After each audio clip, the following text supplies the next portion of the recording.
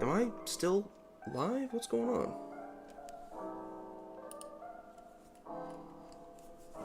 On one screen it says that I'm live, on the other screen it says that it's just buffering. I'm worried that you guys can't hear me or see me here.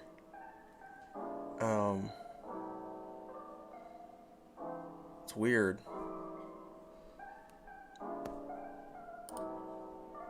I'm gonna need some feedback from you guys. Like, I can't tell what's actually up.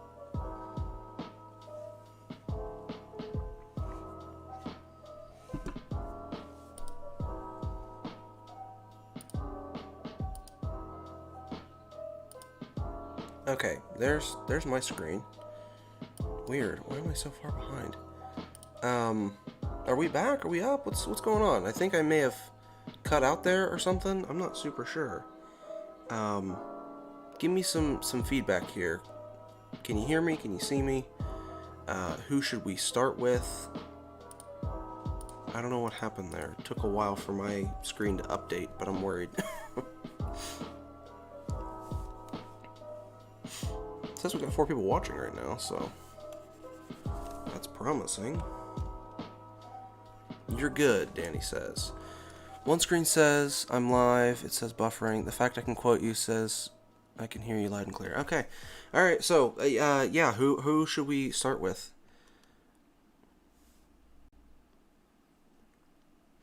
It was buffering for a long sec, bro. Okay. Okay. Come on, Clip Studio, save for me.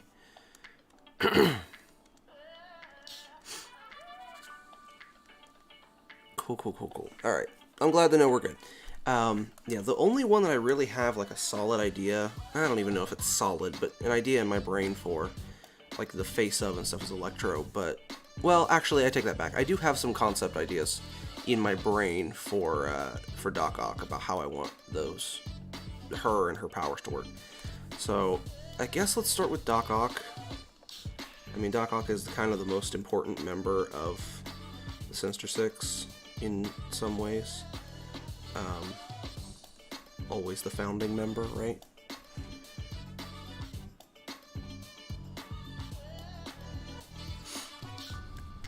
Okay. So I have this idea in my brain, and we'll get to it here in a minute, but Doc Ock, obviously as the founding member, is probably going to be... Okay, so here's my problem. Here's my dilemma. You know, how closely should I emulate the designs of the characters? Because I very much like the classic, you know, super duper classic design of Doc Ock, but this is not a magical girl outfit in any way. And then a lot of times Doc Ock is just wearing like skin tight jumpsuit, except for this version where he's wearing, I think, 2 different trench coats. Also, are these Slime Spider No, these are not Slime Spider versions. These are for a YouTube video that I'm coming up with.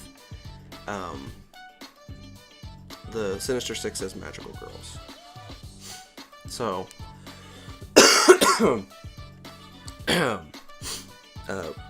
Doc Ock, though, in general, is known for being on the heavier set side.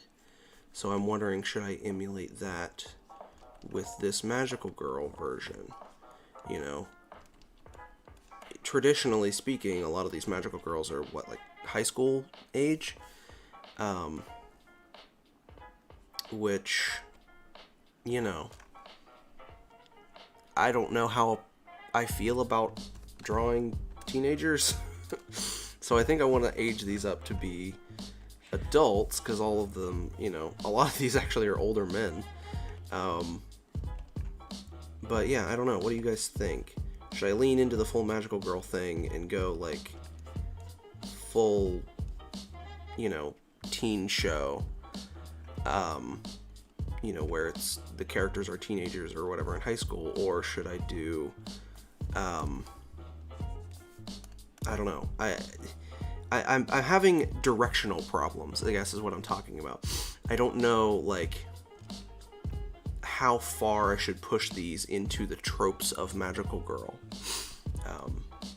Because if you look at a lot of the reference art that I have, all of them are these like hyper skinny, young looking princess dress, you know. And then of course I have the true magical girls down here, but you know, these like school uniforms, sailor uniforms, that type of stuff. And you know, I don't know how well I should emulate that. I guess if I'm going to do magical girls, I should lean into that, right? And do the, like, pretty skinny dresses look. And I should also probably try to emulate the art style of, you know, that old Sailor Moon anime, like, I guess, what is it, 90s, 80s, 90s anime? Or is it even younger? I don't even know. Or older than that. I don't know. So, you know, we could have Doc Ock with a body type like this. I mean, we've had Doc Ock with a body type like this, right? Where it's super skinny. There's, you know, that's not out of the ordinary. But one thing that I know that Sailor Moon has is super long legs. And we're gonna end up making these characters smaller and smaller as we go, and reposing them and stuff. So,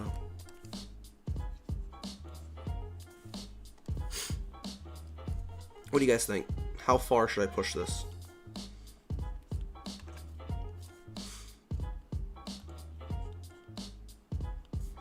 Also, they're all going to be kind of lightly floating, I think. I feel like that's kind of a magical girl thing, is to just, like, ever so lightly float off the ground.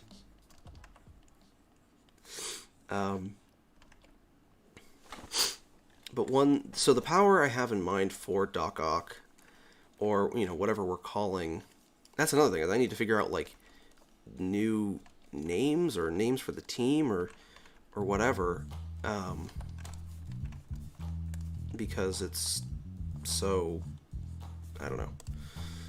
This is a art style and an art, a genre that I am really not all that familiar with. I never watched magical girl anime growing up, but I do have a very, you know, large respect for it. And maybe I should have done more research on, in the making of this video, but, you know, whatever, I guess we'll see. I've been doing a lot of practice drawing light constructs that emanate from a magic circle on her back, but we'll get to that in a second. I'm going to do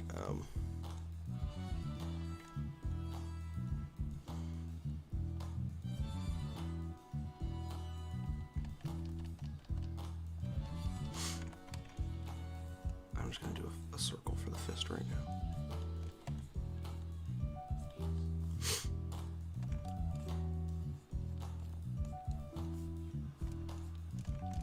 I have to think, like, even thinner than I usually do, because specifically Sailor Moon, which is the classic, like, the magical girl anime that I'm kind of trying to emulate without emulating, has these super, super, super thin limbs.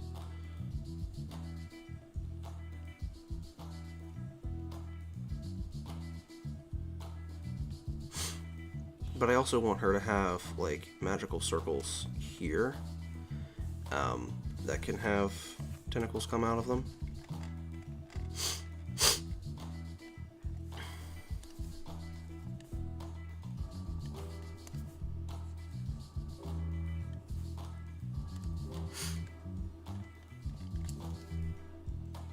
I think the big, like, I don't know. I started a sentence without knowing how it was going to end. I think the issue I'm going to have to contend with here is, like, how am I going to translate the costumes, a lot of them wearing these, like, skin-tight jumpsuits, into kind of frilly dresses? Whoa, where's my mouse? There we go. I got a few Savior 6, Sinister 6,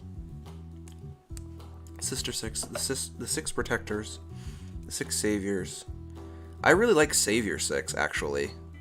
I think that one knocked it out. We'll come back around to that, but I do want to put a pin in Savior 6, because that's not bad.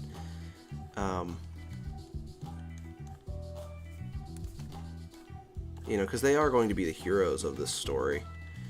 And I feel like I should make Spider-Man either like Tuxedo Mask of this universe, where it's like, oh, it's the love interest or the, you know, the whatever, the guy, or it could be Spider-Man could be the villain, or like the one kind of like antagonist, and really flip the script on that. But I don't know.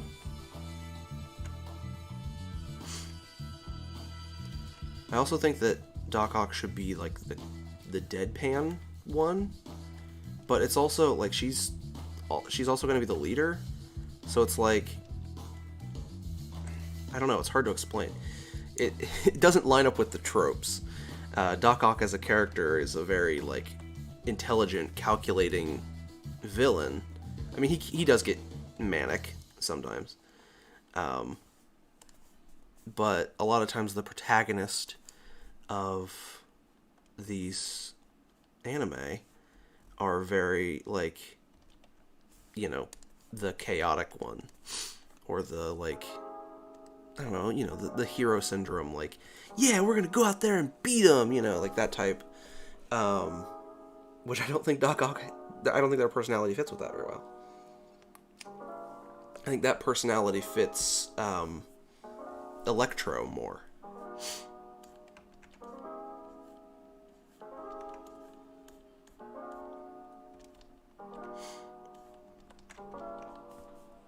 I cannot get these eyes right. Yeah, we're getting anime tropes and everything. So we'll work on that.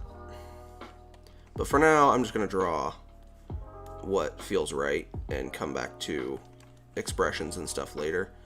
Because I just want to get like the basic shapes of the outfits and like how their powers are going to be affected through these filters and like, you know, all that stuff, right? I want to knock down all of the big dominoes first.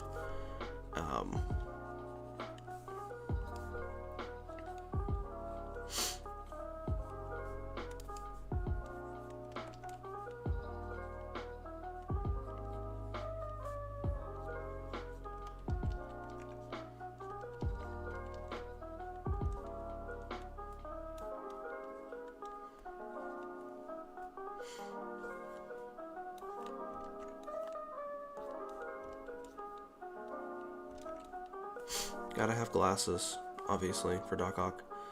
I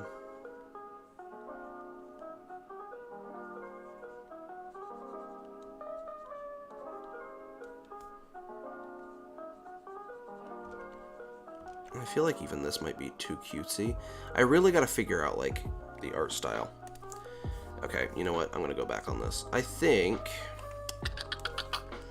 there's some of them that I like. For instance, Vulture. Vulture specifically is an old man, but I don't want to have an old woman in this group of. I think we are going to lean into and do teenagers. So I think for Vulture, she's like a senior, right?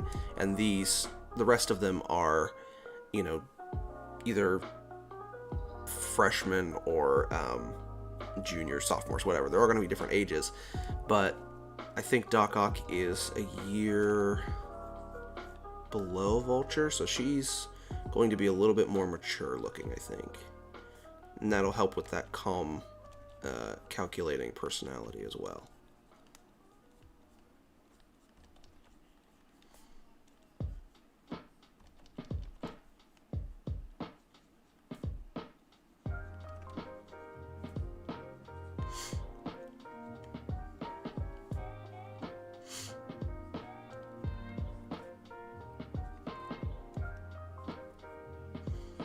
Okay, so the question is, should we do oval glasses?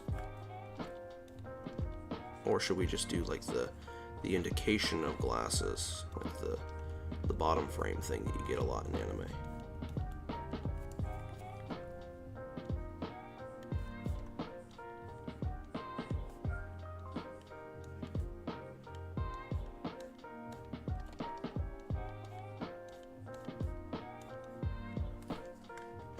I don't know. We'll work on that.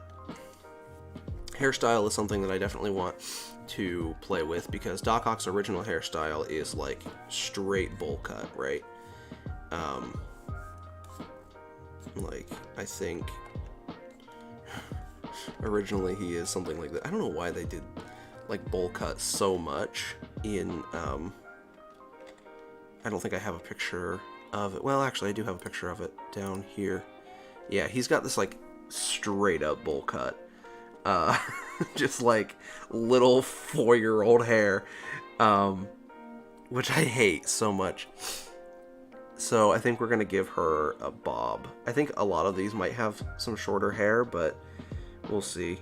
Yeah, I do sound sick because I was just sick. I got over COVID. Oh yeah, no, for sure. Doc Ock is their class president. I am Bee Spider, emissary of hell. Yeah. I suggest Bee Spider or maybe Spider-Man, who's more of a prankster. Yeah. Maybe certain heroes that Pete is friends with are also villains. Maybe. Heroes for hire. Or now called baddies for bucks. Yeah. No, for sure. I am sick. I have kind of been enjoying. Well, I'm not. Okay. I am and am not sick. I am getting over sick.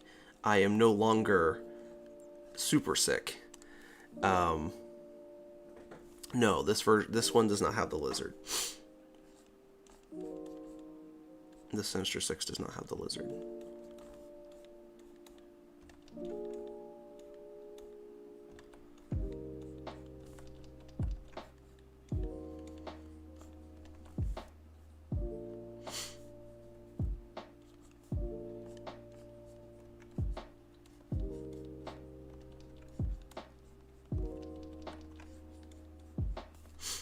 Yeah, she's definitely class president, right?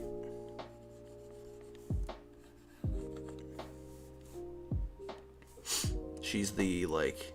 Actually, yeah, you know what? I think making her very, Tenya Ida-like is kind of perfect. Like, she is a perfectionist, and she wants the group to be this perfect, like, we are superheroes, we are crime fighters, and like she holds them to a high standard, and she kind of started the group. My girlfriend is really sick right now. I don't know if you heard her coughing. She's got COVID right now, hard. So, but yeah,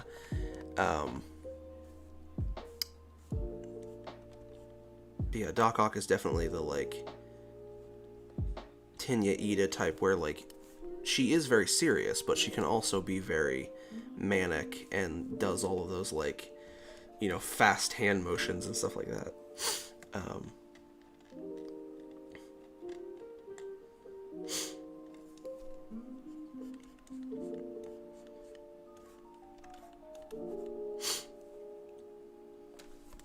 I've watched the recent Batman movie. I have not. They have a human friend that turns into a dragon named Katrina Connors.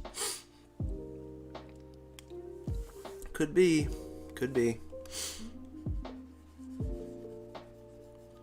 I don't expect this like video that I'm doing to become like a series similar to the Ben 10 stuff that I'm doing. I don't expect it to become one, but it could very easily become a like, okay, well, we have the Sinister 6, or I guess the what was it called earlier, the Savior 6. Let's imagine other Spider-Man villains in this world, or other Spider-Man characters. You know, like what does Spider-Man look like? What does Miles look like? What does you know, what does Daredevil look like? That type of stuff. And it could become this whole thing, but I don't want to entertain that and, like, set up an expectation if I don't have any intentions to do so. So, you know, don't expect this to become a whole series and a whole thing, but allow yourselves to be surprised by it if it does.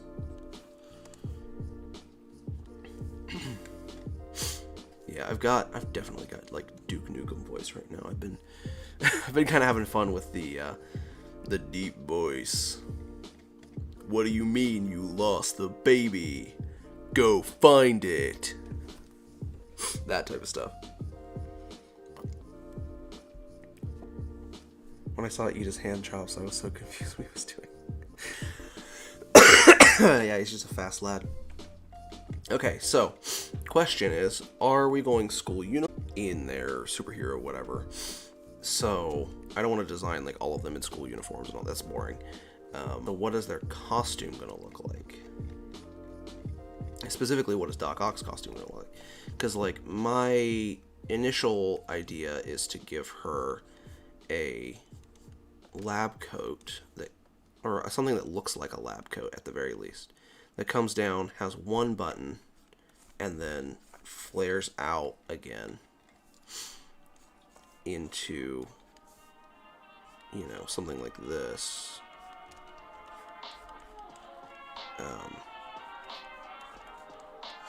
But I don't know if that's Magical Girl enough. Did you just eat the baby? I can't do that version of Wrath. I might be able to do Diamond Head a little better. I don't know. But I bet it's gonna be cool. You were always a freak, Kevin. Except now the ugly's also on the outside.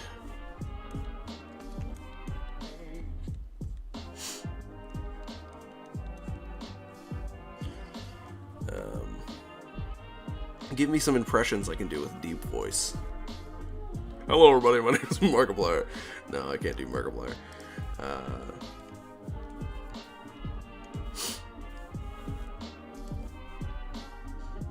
My favorite one to do though is Duke Nukem.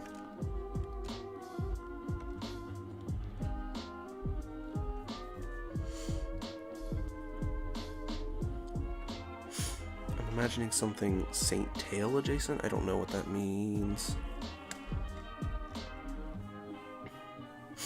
Hello, chat. Says Leonard Alzane. Welcome. Welcome to the Hell Pit. Bring your lunch. We're designing magical girls based on the Sinister Six. And it's coming to theaters this summer. Baloney Man. I don't fucking know. Ben and Peter would totally rock out. Be great friends.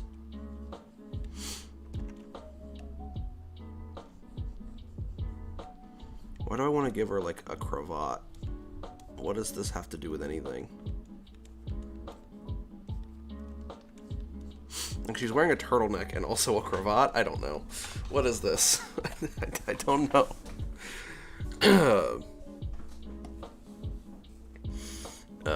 Kronk. God, I don't know. Right, the poison. Poison for Cusco. Poison chosen specifically to kill Cusco. Cusco's poison. That poison?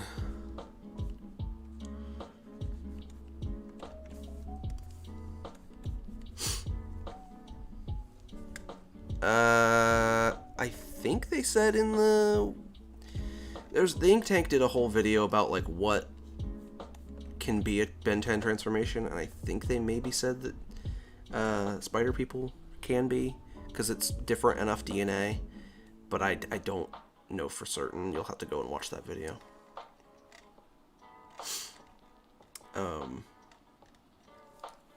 How do I turn a lab coat into a magical girl thing?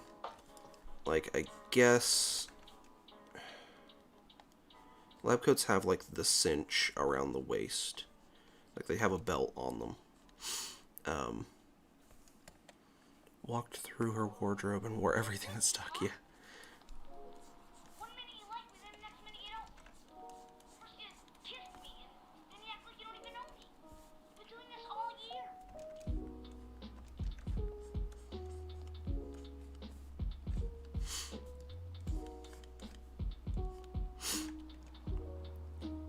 Saint Tail is a magical girl. Has kind of formal aesthetic. Oh. Because if so, that would be awesome to see Spider-Man alien. Yeah, I suppose. Pretty sure that spider peeps and regular peeps can do the... and make children be the same species. Oh. Can boink. So they'd be the same species. But those spider kids, like the kids have powers though. That's like shown that when Peter Parker has kids, you know, he's compatible with humans, but he's also enhanced and he passes those genes down, meaning that he is a separate species that would work. I guess technically he would be kind of like a subspecies, right? Where like, you know, Merc and Perk, Upchuck type thing.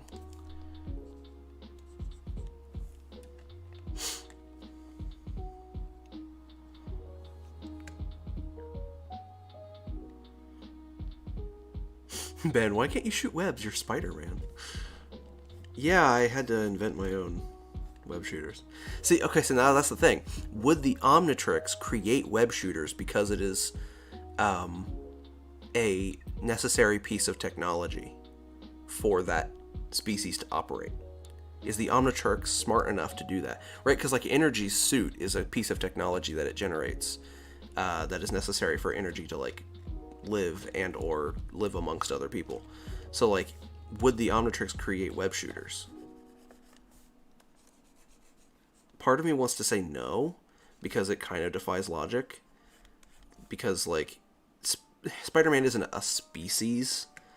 He's not a whole race. He's just a subset of human, I guess. But Spider-Man's DNA, you know, like, your DNA can be altered by the activities that you do, right? Take, for example, people who are overweight and have kids who then tend to be overweight, not only because of their environment and, you know, what they're eating, but also because they are kind of predisposed because their parents were overweight. So Spider-Man spends all of this time using this piece of technology, and doing so works out certain muscles and like predisposes his reflexes, and like Spider-Man himself has trained his brain and his brain chemistry to work with these web shooters so much that like I could see there being an argument for the Omnitrix creating web shooters because it has become a integral part of how Spider-Man as a species operates and survives. Does that make sense?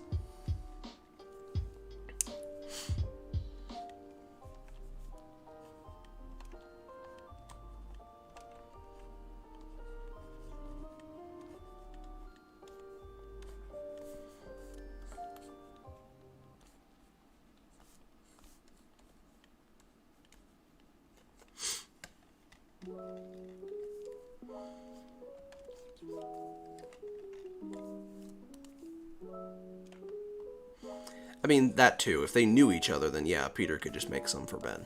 And Ben could, you know, whatever, figure out some way to integrate them into a quick costume change with the Omnitrix.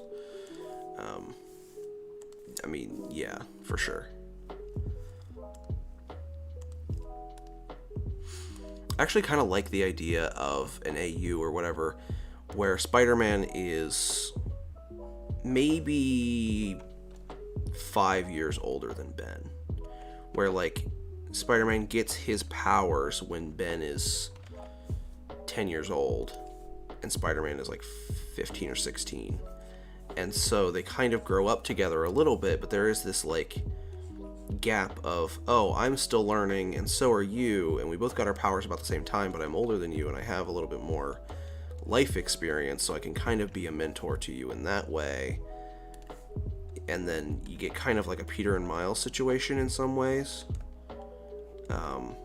where like Spider-Man is teaching Ben kind of the responsibility part of being a hero, and then the two of them are being kind of creative together about how they can use their powers and, you know, things like that. Because like Ben doesn't need to be Spider-Man. I think having Spider-Monkey is a great like analog, and they could train together in that way. But you know, I prefer an AU where they operate as separate heroes. But you know, there could also be a story where Peter has to go out. He has to go somewhere and do something, and then Ben has to take up the mantle as Spider-Man for, you know, a couple weeks, similar to the Miles game. And you know, in that regard, maybe he, you know, he's like, hey, we need a Spider-Man to protect this city. Here's some DNA. I don't know. I feel like that would be a weird kind of... Again, I feel like it would kind of ruin the charm. Ben could protect the city as Ben. Just as easily.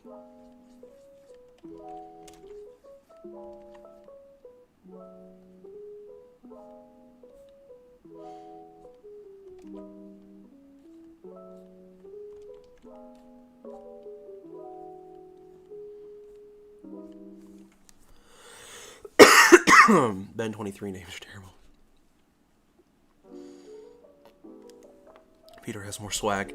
Ben in Omniverse actually knew how to name his aliens better than his younger self, and definitely better than Ben 23's names. Oh yeah, I mean that's the whole joke, right? Like Ben 23 is supposed to be this like cool, cocky, like famous version of Ben, but he has super lame alien names because I think it comes down to he didn't have Gwen to bounce names off of, and he also didn't have Grandpa Max around to like kind of humble him enough to realize that his names were shit. Because I for sure, I mean I've even mentioned in some of my videos where I say like, oh yeah, I think Gwen named this one. Like I am under the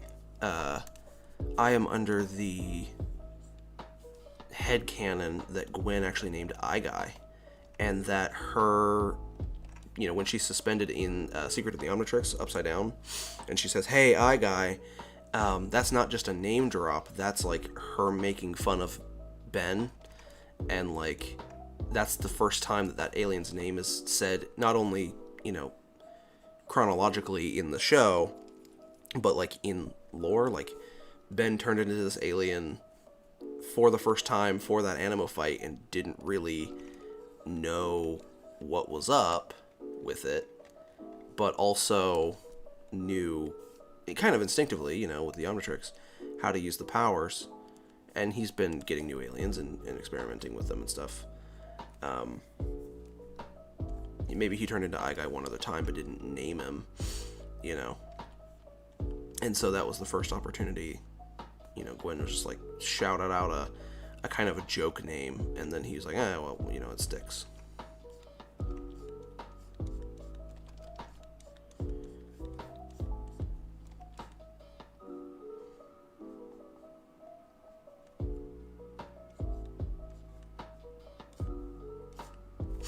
You ever a half tie, I guess? Does this work? I don't know.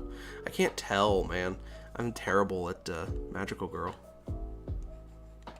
Obviously long socks. They're all gonna probably have the same shoes, which are like these buckled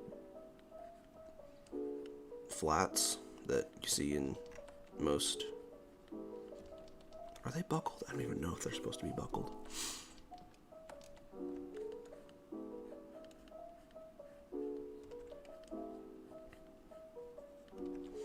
feel like I'm spending too much time on this sketch, and I should just get down to the, like, actual business of, like, displaying the powers.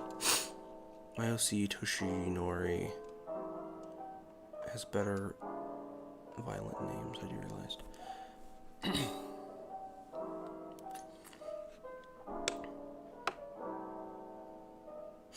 Charcoal Man, Dino Mighty, Build a Guy, and Brain Frog ain't too bad of names, though. Yeah, no, I mean, in the right context, I think they're okay.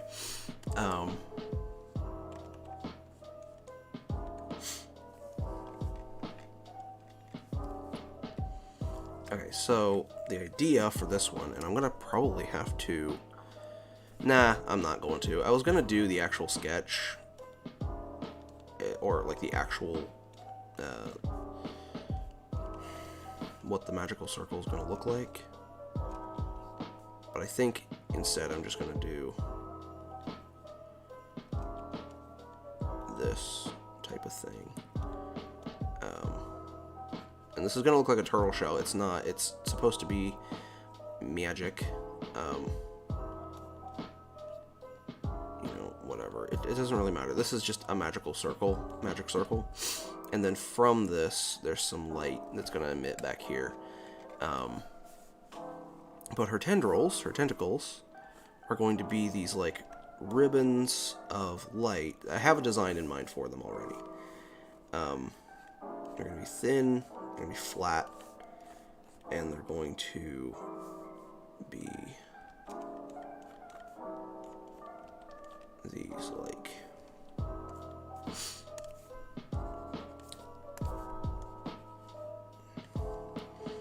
I got the idea for these from this, where they're very simple.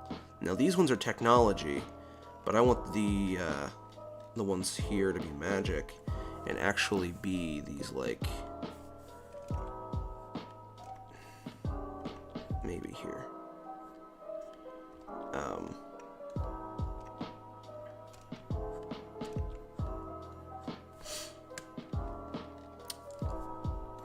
Be these like segmented things, and I'll show you what I mean here in a moment. And this would be a pain in the ass to animate and to draw, but it's a cool concept and I like it. And then they're going to come to some sort of point here, and I'll figure out the claw in a moment. But I'm going to... Nope, that's not what I wanted. That's also not what I wanted. Erase these. So it's these like not technically connected little strips of ribbon magic light construct, hard light, whatever. Some hell of a fanboy. Hey, how are you? And then I think the claws on them, I think they are just going to be like two little triangles. Like this. They're just flat, they're hard light, they're whatever.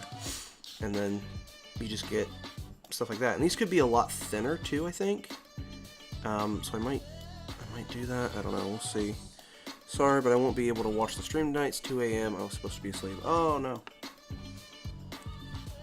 Well, it was good seeing you stop by.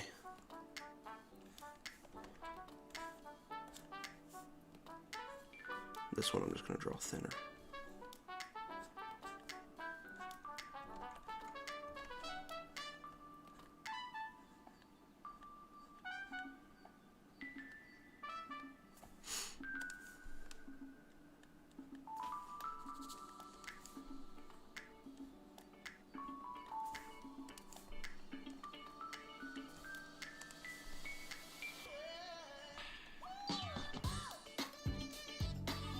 There's probably like a brush that I could use that would like bisect these, but I think what I'm going to do when I actually do the final render on this is just do a full solid like white or whatever color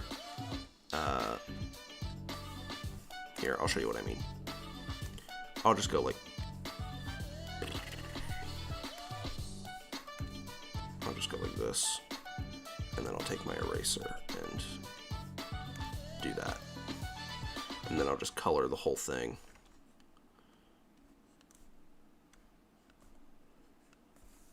Like that. And then it'll just be this bisected thing. But for the sake of this sketch and this drawing, I'm going to do this manually because blah, blah, blah, blah, blah. And I think her power is going to be changed in the idea that not only does she have these coming out of her back, but she's also going to be able to, let's actually put this one around her hand, create smaller ones, and a lot more of them from, you know, these hand ones. So she can use them to reach out and grab things from very long distance. She can use them as whips. She can use them as, you know, whatever.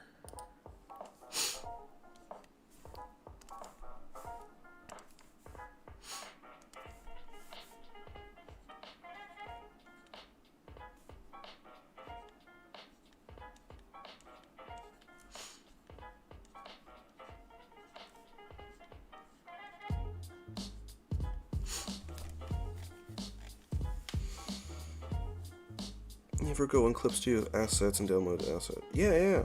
Download brushes and stuff. The new Doki Doki Literature Club looks wild. Yeah.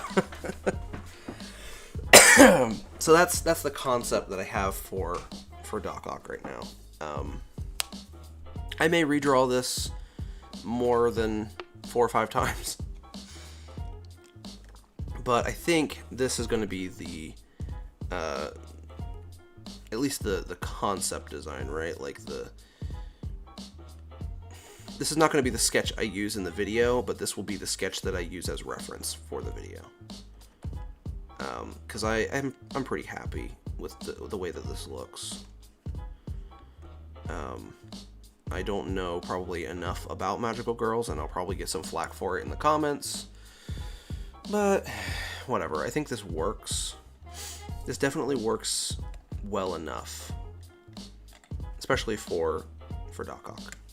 It reads, I think, as Doc Ock, especially if we have, like, you know, the light green jacket, or maybe it's not light green jacket, maybe it's actually green undersuit. So let's just turn this black.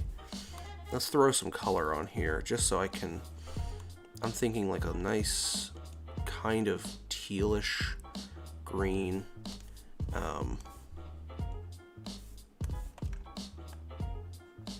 For the undershirt, for the turtleneck. Either that or black, and then we could do the green tie. What do you guys think about that? Should we do green shirt or black with green tie? Whoa! Whoa, my stomach just went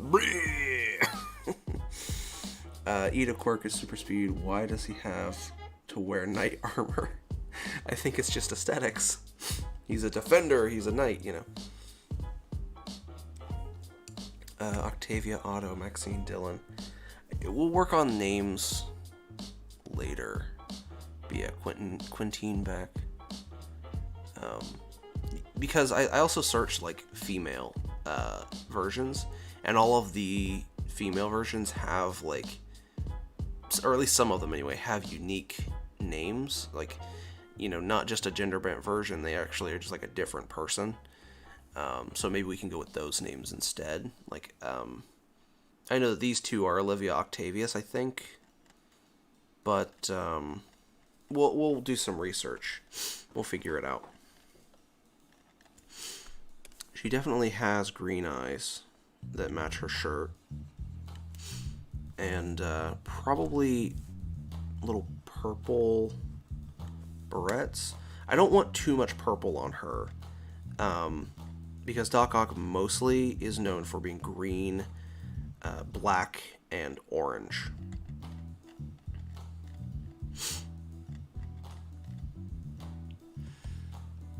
Becky.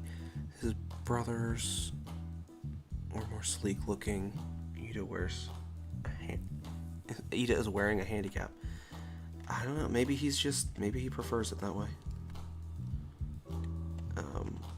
We could also do purple tie. What do you guys think about that? We might leave the lab coat white because there's a lot of like magical girls that have a lot of white in their outfits because it's a thing.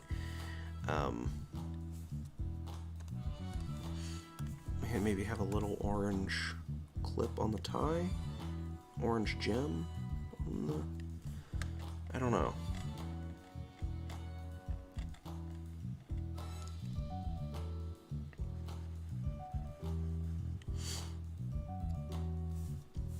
Yeah, I only want purple to be an accent color because all of these are going to have green, orange, and like purple colors, and it's going to be messy.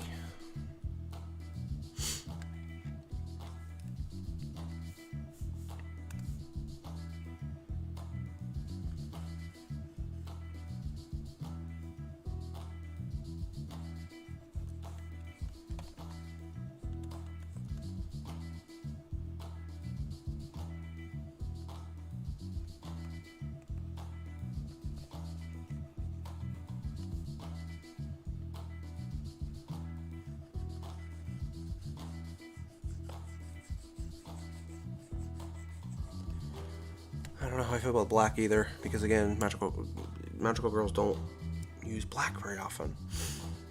I like your streams; they're relaxing to watch. Thank you. I need to pull up my magical girl reference. Come on, save. There we go. Okay, so much pink, so much pink. And don't get me wrong, I love pink, but the problem with that, the only problem with pink is that there's no pink, really, in any of the character designs that I'm pulling from. All of the Sailor Scouts have some sort of pink element, it looks like. I mean, for the most part. Whether it be a pink bow, or a pink, accent, or a red accent, like, there's always something pink that ties them together. Who cares if it doesn't use it? It's not about the colors. I mean, yeah, but I wanted to have that aesthetic, right? Like, I'm going for the magical girl aesthetic, and a lot of times that is signified by the color palette. So I don't think black is or this gray color is a go. I think what I'm going to do instead is make it a dark green. Maybe not that dark. It's somewhere a little darker. Okay.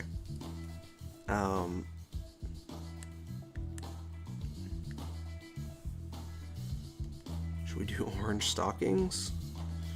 I don't know. Doc Ock is so like.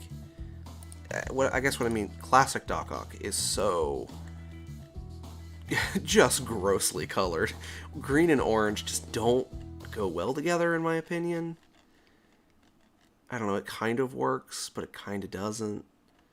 Green and black work much better. Yeah, you get the purple here. I don't know. This is a tough one. I actually figured I would struggle the most with Sandman or something, but Doc Ock is... I think the problem is, like, Doc Ock is such an important character for this group that I don't want to mess it up.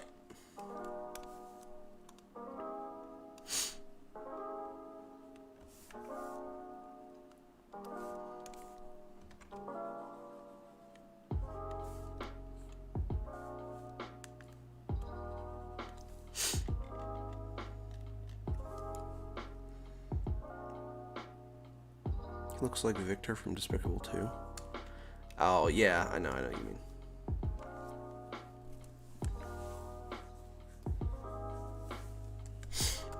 We could do... I'm definitely going to do the white lab coat, I guess. Yeah, lab coats are usually white. So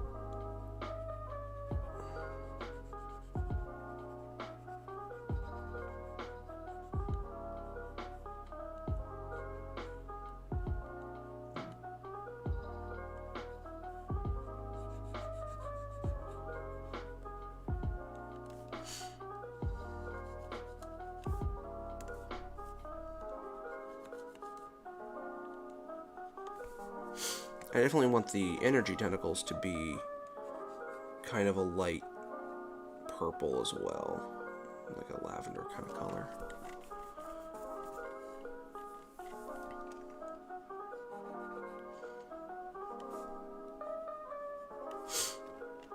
Just literally slap some color on there. Okay, so what color should the leggings be? The stockings?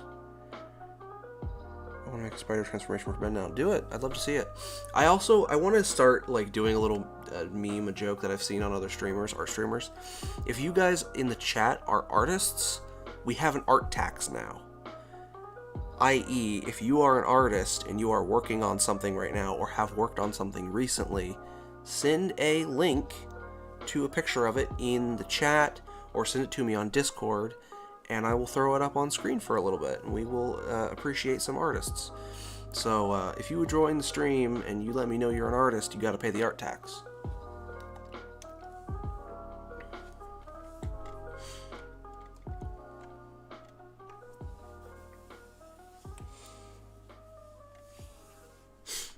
I don't have my own Discord server for this just yet. I want to get one, and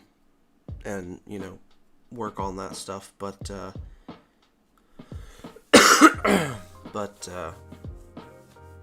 yeah, it'll be fun. Best thing to do right now though is if you're doing digital art, send me like a Gyazo link, a screenshot link.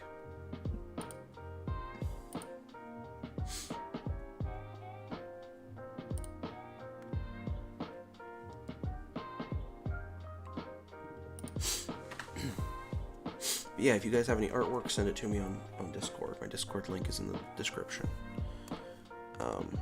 Or you could send it to me on Twitter, but there's no guarantee that I'll look at my Twitter during stream. I should have made my background gray a long time ago.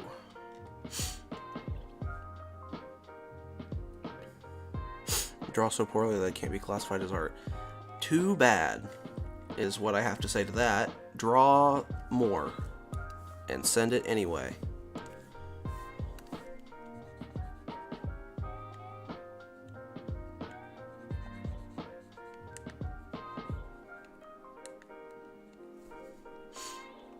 Oh, also another new rule. You're not allowed to talk about how bad your art is. you gotta lift yourself up. You're never gonna,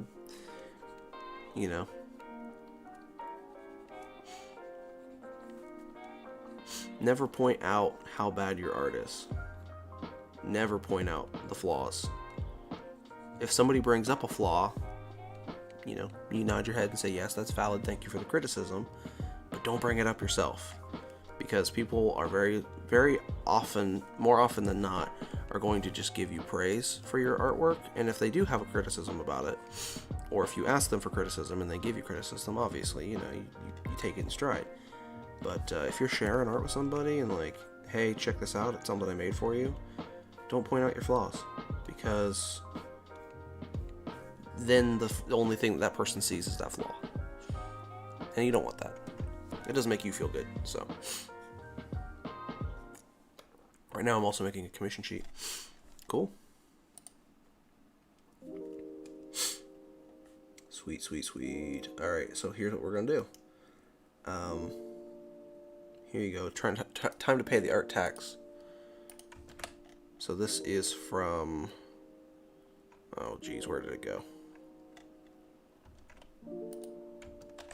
It's underneath everything. Let's bring it to the top.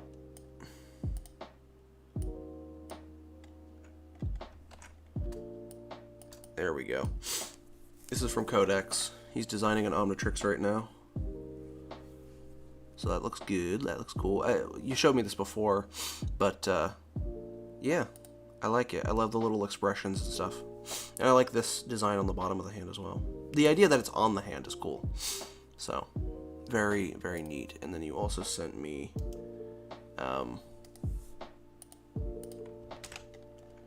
this pencil sketch, which looks nice. I like this guy. I like the slime dude. Looks neat. I don't know what's going on here, but it's interesting.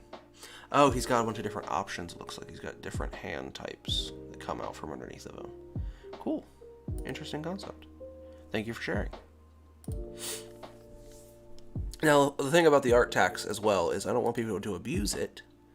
So, you know, don't abuse the art tax. Don't abuse me sharing your stuff on stream.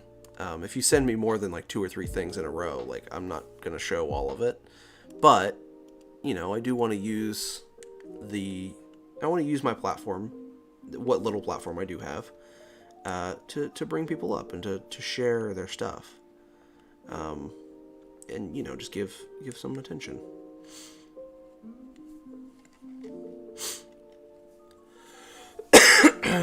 Excuse me. Stream's gonna go for until I say so. I have a Red Bull in my system that I drank around 7 p.m. So it might be, it's 12:30 right now. I'm thinking maybe at the very least 2 a.m., another 2 hours. But probably longer than that, because I want to try to get at least some sort of sketch and maybe some color done for the majority of the Sinister 6. Yeah, anyway.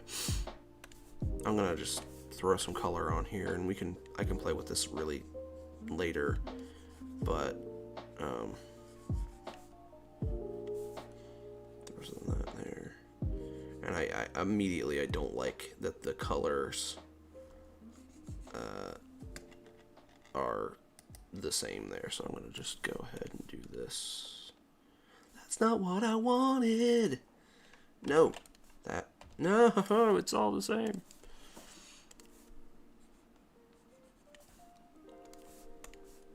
No, darn it, it's all connected now, and I didn't mean for it to be connected.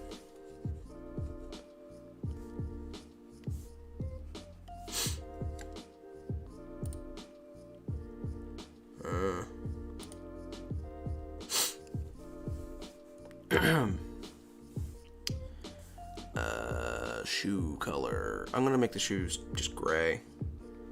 And again, they probably should be a different color or whatever, but I just want to kind of move on and go quick, because this is mostly, this stream is about getting stuff done, getting ideas in the bank so that I have stuff to reference later. Because the little bit of a spoiler here, I'm just picking a color for the hair. I'm gonna go for like a dark purple, which I don't think actually I really like. I'm gonna go more brown.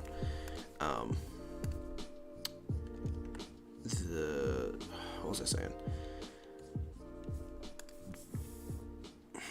Little spoiler, I guess, for the video is I would like to design the video around it being kind of like a poster, and kind of talk about and draw all of the members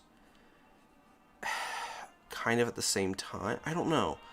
Like, part of me wants to make this video similar to the way that I've always been doing it, where I draw one character at a time, and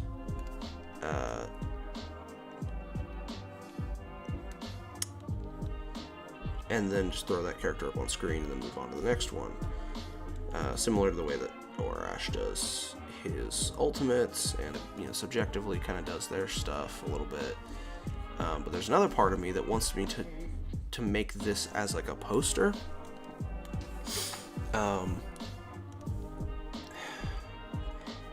And have like a finished product at the end that I can use at a later date for like, oh, well, now this can be used as a phone background, or now this can be sold, or, you know, whatever. I don't have like the infrastructure to sell stuff right now. I don't have like a place to sell things from. You know, I don't have a Redbubble. I don't have a place to create these prints. My parents run a sign and sticker business, and they could print and ship all this stuff out.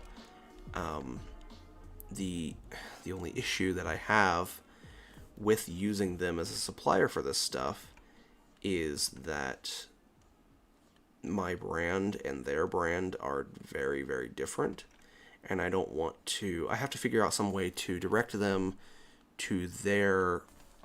I have to figure out some way to direct people to their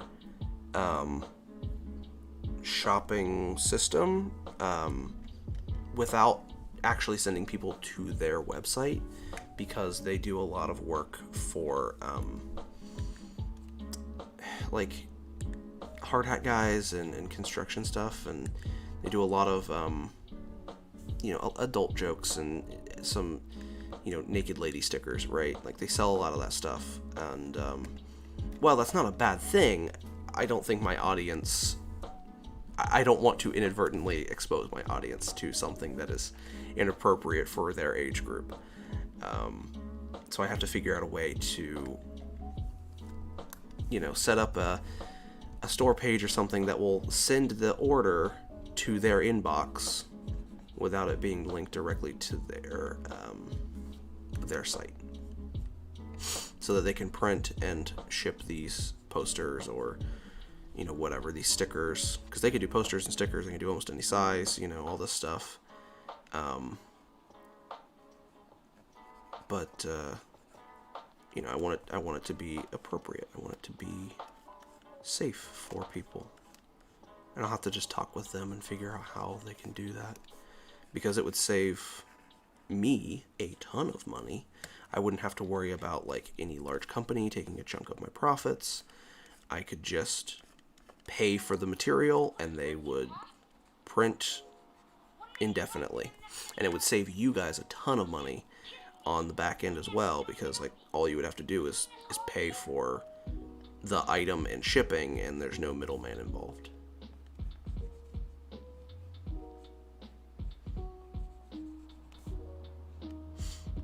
It would be American made, and, you know, all that stuff too. So but yeah, the whole point of that, though, that whole tangent is just like, I want to support my parents' business, but it doesn't mesh with my brand.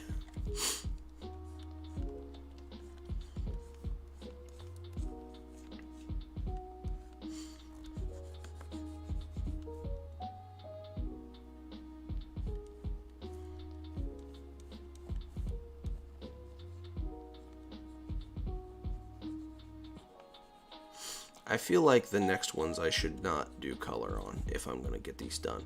I can go back and color them if I have time, but I would like to get a sketch design down for all of the Sinister 6 members, and then go from there.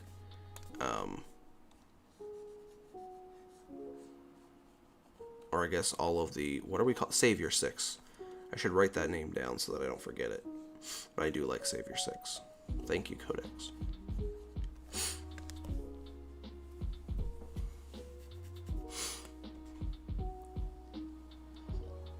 Hey, welcome to our professional sign company. Monster Girl sign, yeah. I made the transformation, but I can't send it. Oh, does it not let you send links in chat? I thought it would.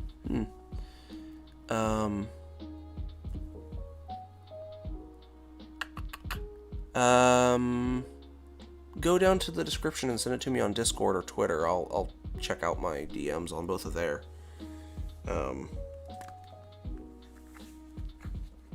That's probably the best way. If it won't let you send links in chat, I don't know. I guess it's probably for the best that it doesn't allow you to send links. Let me see if I can like moderate something real quick. And yeah, no, I can't like allow. I said the name of the codex I made. His name is Nanite Overlord. Okay, sorry. Yeah. I did see that. I just didn't read it out loud. Okay, so what I'm going to do for this is just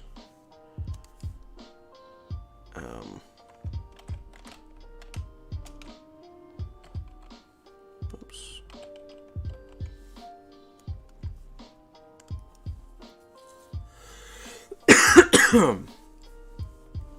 Oh man. Well, I was gonna do something, but now I don't think I can.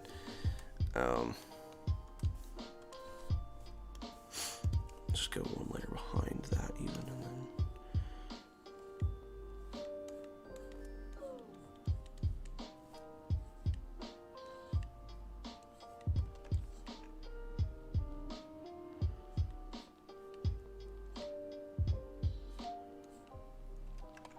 Yeah, I don't really know how this is going to work just yet. I'm going to actually have to make a full design.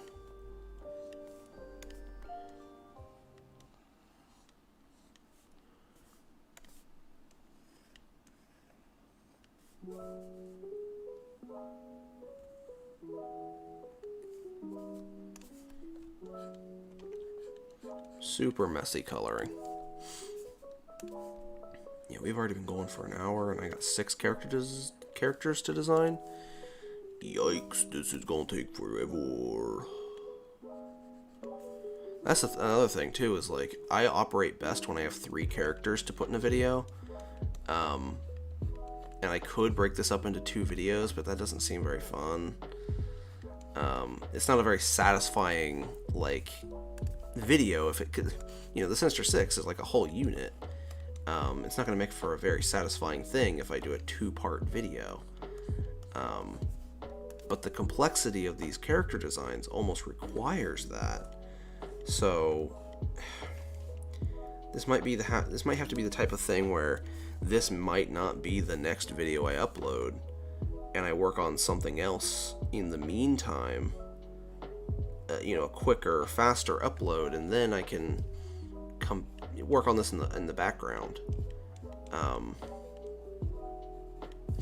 But I don't know, you know, I want this to be the next upload, but I'm already so behind with the COVID shit that, you know, knocked me out, and like, I don't know, it's a mess.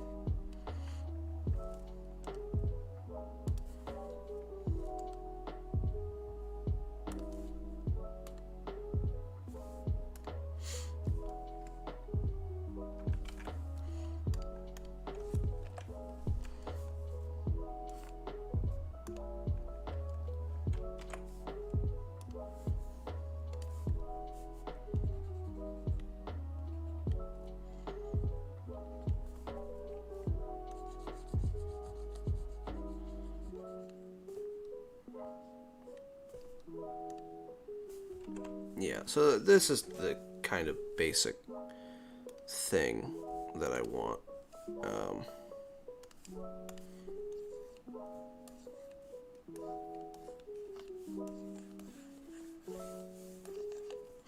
I don't know, roughly speaking. And then obviously all these little gaps would exist and all that, but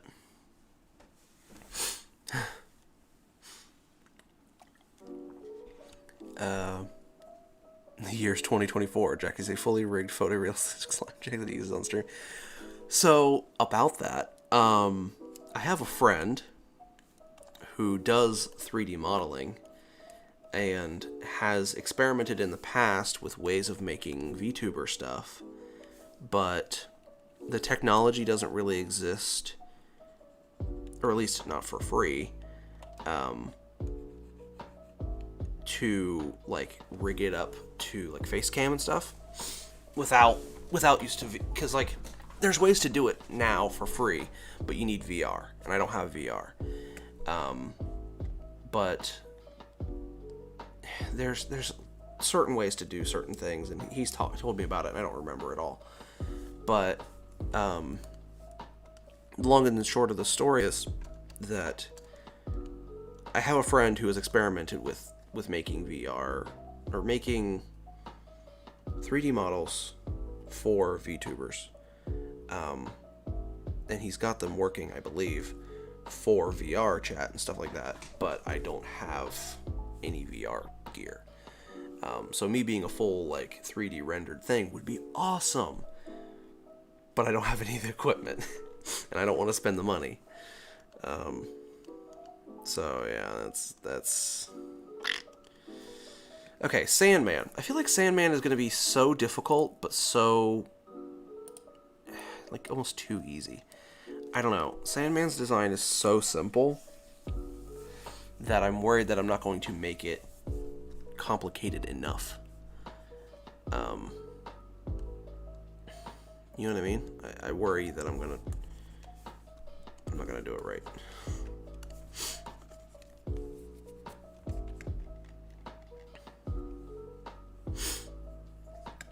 So the first idea I had for Sandman was literally just like be the kind of comic relief where it's just like basically a slime girl, where it's just like she's got long hair that just kind of becomes part of her body, and she's just kind of shaped like, you know what I mean? It's just like this type of thing. We're just like, yeah, you know, the very like comic relief, gooey, whatever character, kind of the like, it's hard to explain what I mean, but you know what I mean, right? Buff girl with huge broad shoulders. If we had Rhino, for sure I would do that, but I don't know. I'm thinking about maybe doing that with Kraven. We'll see. But I guess the best candidate for big buff girl would be Sandman, right? I don't know. Sandman, again, is so like, I don't want to say generic, but he's very like not designed. How do I message you on Discord? You should be able just to add my number, my thingy as a friend here. You can either add me as a friend, or I think you can just message me straight up without needing to be a friend. I have streamer mode on right now. Maybe that's why I'm not getting notifications. But yeah, you should be able to send me a friend request. If you do, I'll add you as a friend just because it's easiest. But yeah, the link, or not the link, but my username is in the description.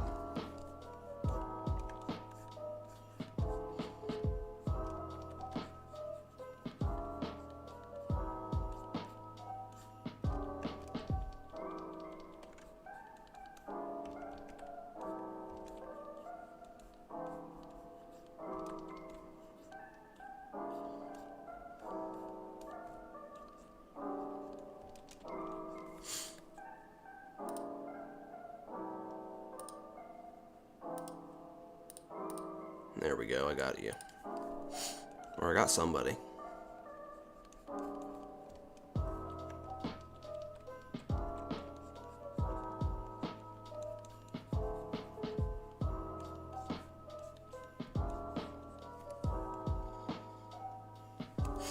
Make her a real Sandman with magical sleeping dust control.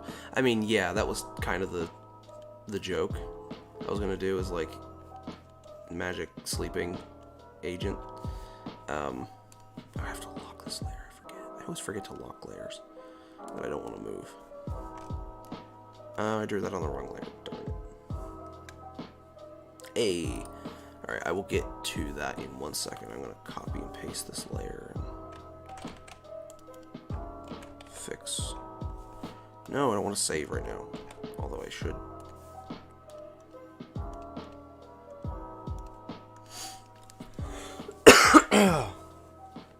Hey, ain't nothing wrong with that.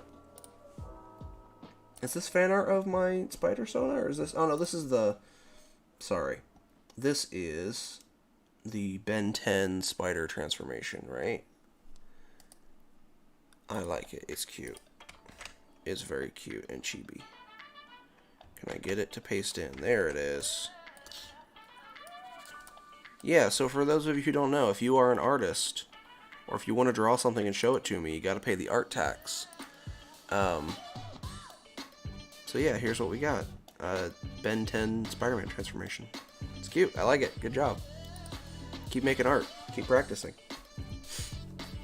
And I see that you broke the rule, the other rule in our DMs. You said, sorry if it's not good. And that's one of the rules, is don't beat up on yourself and don't point out your flaws. Arachnostrike. Ooh, nice name though. I like that.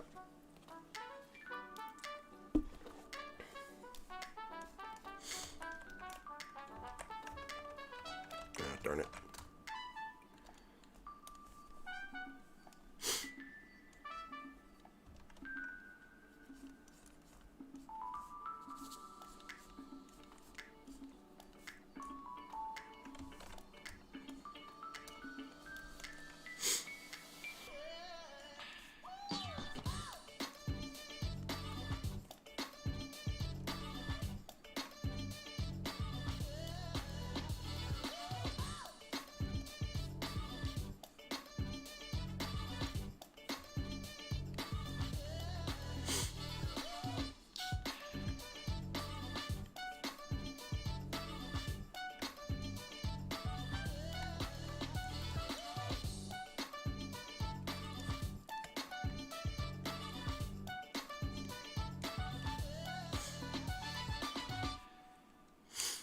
I was debating to have the Omnitrix on the spider or the web shooter.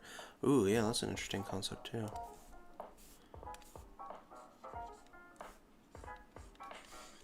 So, you know, what I would like to see is a Spider-Man transformation being similar to a modifier for the Omnitrix. I.e., you turn into your spider DNA, your spider human DNA. And I feel like this could happen with any hybrid human DNA. Is you select the hybrid human DNA, you transform into that, but you still have the Omnitrix on your wrist, and you can use that again to transform into an alien with that modified human DNA. So you could give yourself like a spider humongosaur mix. You could give spider powers to your other aliens, or speedster powers to your other aliens. You know, that would be an interesting way to do that. And it would only work with human hybrid DNA, or mutated or whatever human DNA.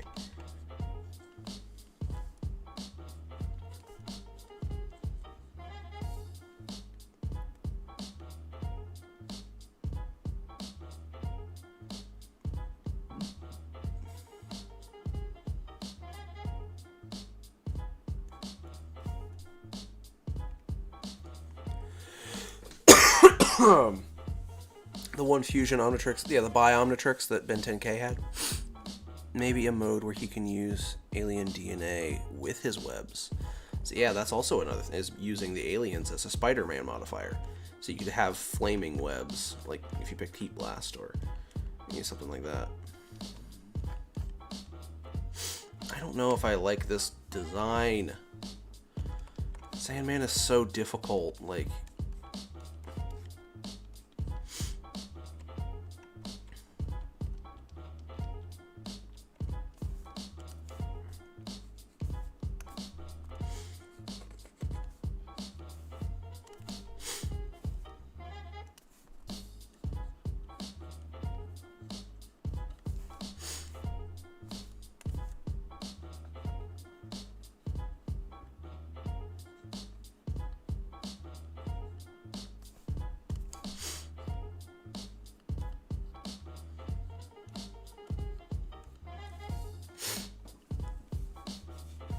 anyone else trying to use Way Big. I don't think Way Big would even... Like, how would you swing? How would you swing? I would see Way Big using the spider sense power. Or maybe the climbing power. But, you know, it depends on what type of terrain he's in.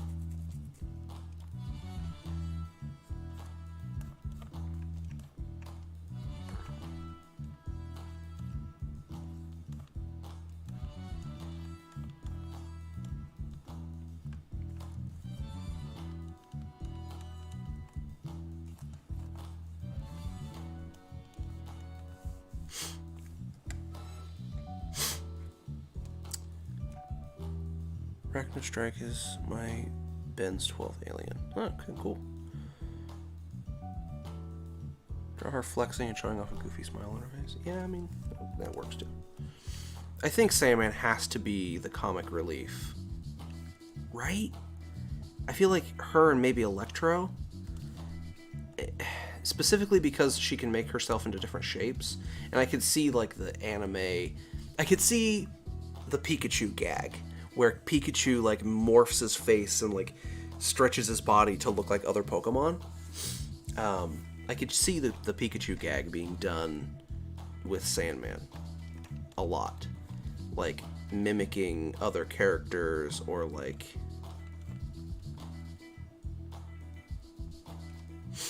you know, that type of stuff.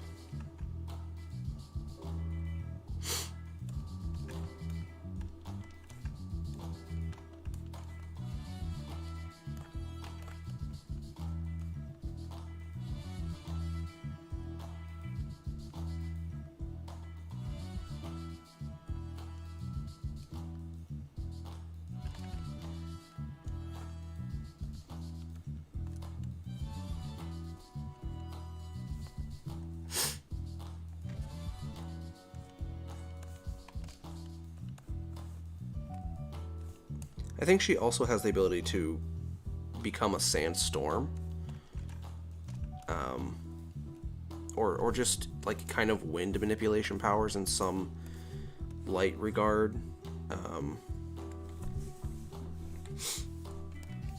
So that she can travel easily. I don't know. Sand is also one of those things that's just, like, so difficult to draw. Because it's like slime, but it's granular.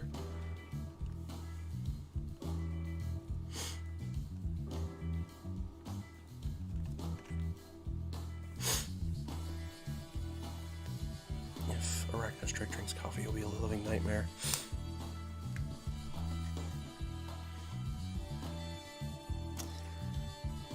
I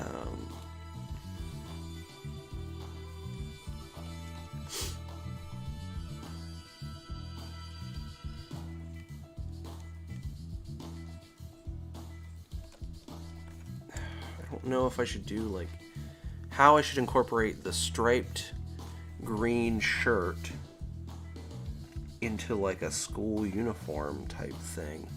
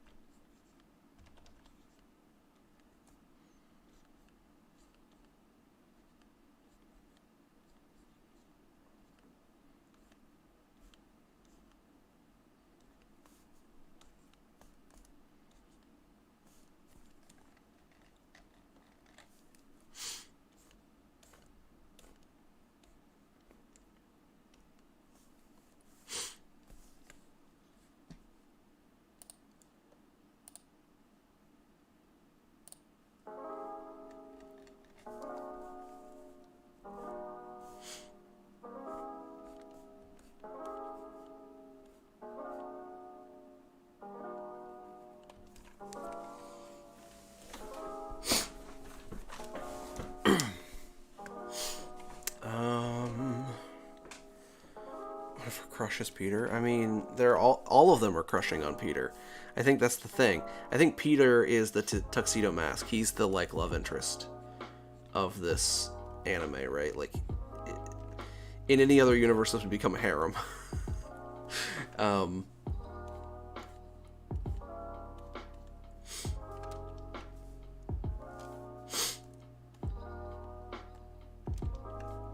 Okay, so I definitely think ripped tie, or I guess tie that is dissolving into sand as this like sandstorm whips around her. How do we do the shirt?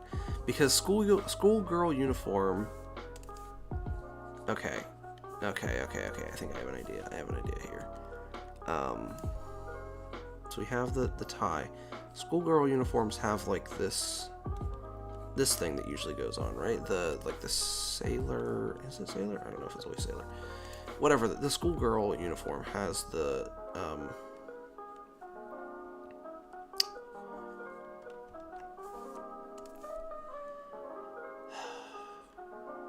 yeah, it has this thing.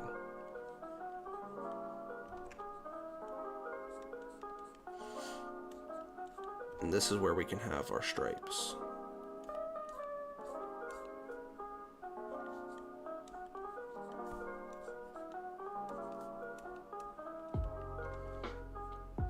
All of Spider-Man's villains dress like children, wearing horizontal stripes, bowl-cut hair, bright green.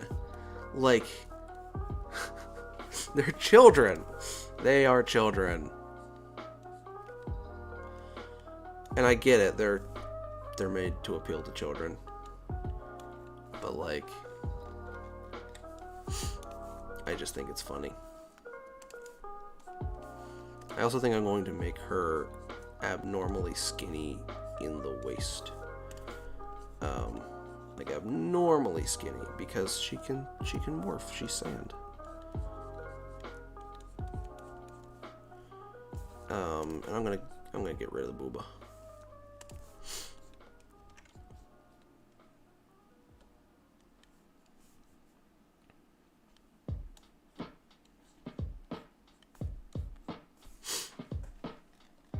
Okay, I think we're actually coming up on a decent design here for Sandman. Or Sand... I don't know what we're calling her. Oh my god, I just realized I made an accidental, amazing visual joke cue here. Hourglass. Hourglasses are full of sand. My god, I'm a genius. My brain is working faster than I can comprehend. It's big brain time.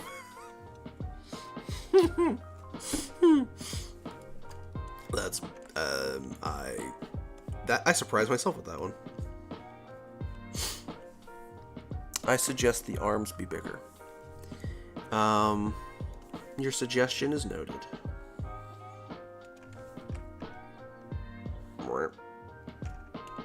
Bigger on the ends or bigger in the... Because I think it's a better design to have them flare out at the bottom. You know, like Sandman usually does.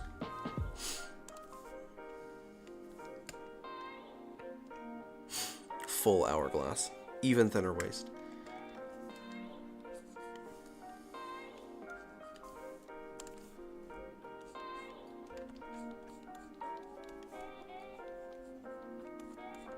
Give her... I can accentuate that by giving her slightly bigger hips, too.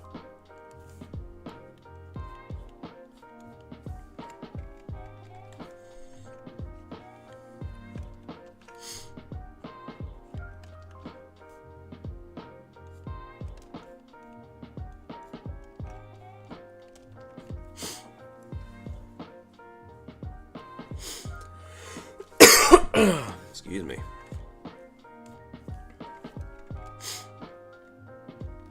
I'm gonna put in the sand here, just a little bucket, a little pail, and a little shovel.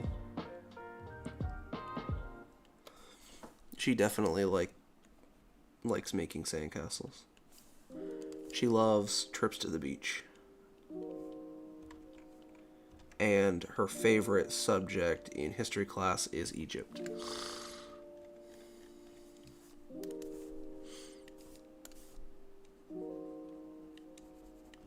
Now watch, I'm going to put all these girls next to each other when they're done, and they're not going to look at all like they exist in the same universe.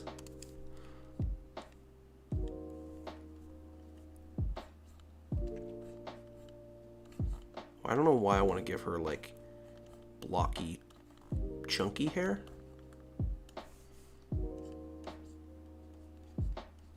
But I do. It's like square ends.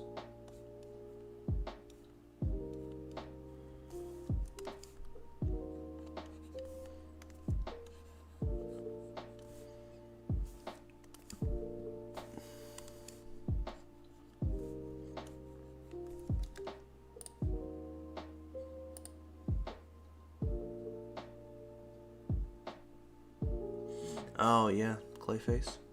Is that Clayface? That's gotta be Clayface, right? He's gray. I don't know why he's gray. But, yeah, no, I get what you're getting at.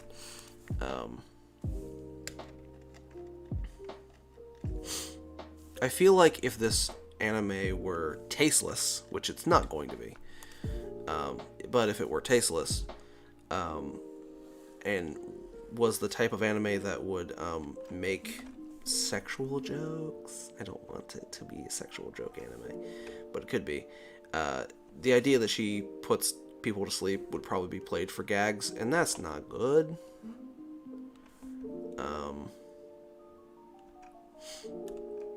You know, even I think the closest thing we're gonna get to that in this like fake world of whatever is just like, ha ha ha, she'll put you to sleep, you know, like just like alluding to the idea that she's, I don't know, horny.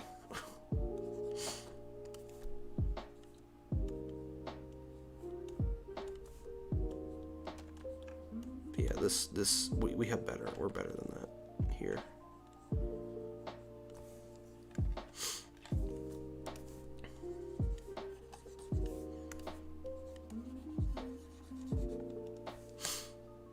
Who's in me next? Government birds are real. Okay. Maybe sending my Discord to random strangers is not good. I like memes, but maybe don't send them to me while I'm streaming. Wait until after I'm done streaming to spam me with fucking memes.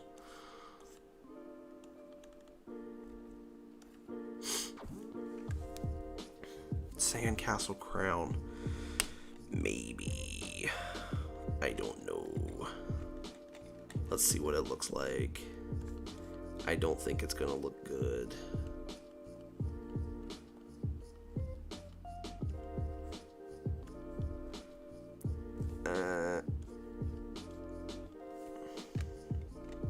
Nah, I'm not a fan. Maybe as a visual joke, as a gag, in you know, in an episode or something, that would be something that she would do, is like, look at me, I'm royalty, ha ha ha, aren't I so cool and good and better than you? And she has like a sandcastle on her head, but I don't think, yeah, no, yeah, that's just in the sentence there. I don't think.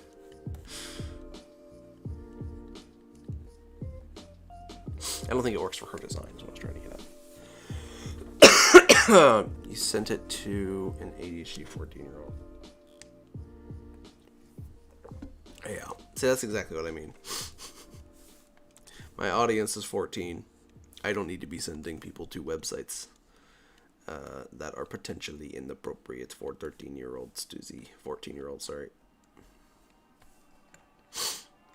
Okay, so we got sandy cheeks. I think that's pretty good. I think it's good enough.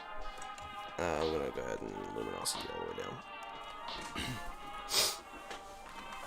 So her powers obviously are all of those of Sandman, But also her power mostly, I'm assuming, is putting to sleep. And you could also, like, I had a thought initially when I was designing this character is, like, she has the human body frame, right? But, like, there are magic circles that appear at her limbs, and then beyond those magic circles, she has just sand shit, which is another idea that, you know, I might still play with it. She's like human until the magic circle hits, and then sand. I don't know. I don't know. If I wanted to go, it really depends on, like, how much magical girl I'm leaning. And I feel like I just need to go follow my heart and do designs that I think are fun and work, rather than super lean into all of the little rules and tropes. Because, like, this is fun, this works, this is fine. I might change the outfit a little, maybe, but I think this and this feel different. But I also don't think that they're so different that they can't work together. I'm leaning more Little Witch Academia and less Sailor Moon, I think, is what I'm going for feel-wise now. I felt out my surroundings, and I think that's what I'm going to do. And I might even try to emulate the style of Little Witch, because I love that freaking anime so much. I love Studio Trigger and everything they do, so.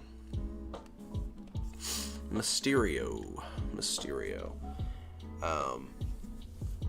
Master of Illusion.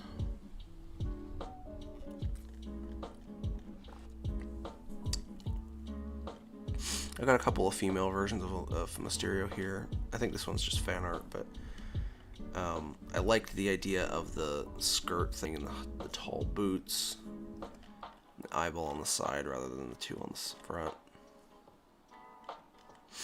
Mysterio is one that I was also worried about, because I don't know how the hell I'm going to do.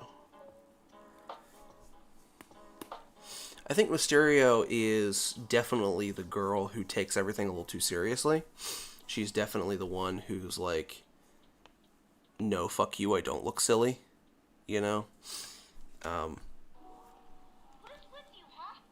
She's definitely like the most angry type, you know? I don't know if it's tsundere or whatever. We've looped around.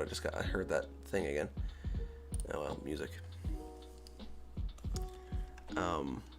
Mysterio also strikes me as like the shortest and maybe the youngest of this group.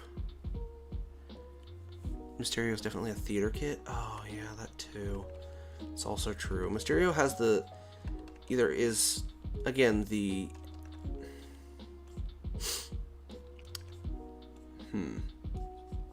Actually, no, I don't see Mysterio as a theater kid. I see... Okay, correction. I see her as a theater kid, but not as an actor. She does, like, the production behind the... You know, she's the stage manager. That type of thing. You're a hyper one.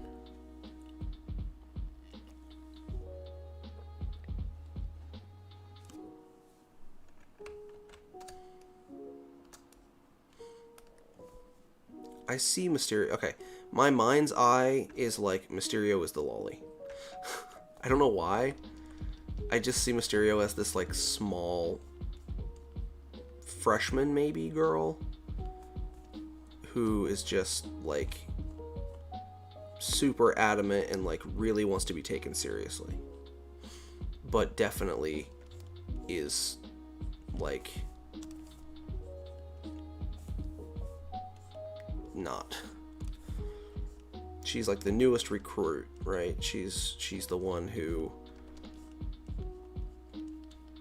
maybe she's the audience surrogate in some ways, like maybe not the main character, but the one that like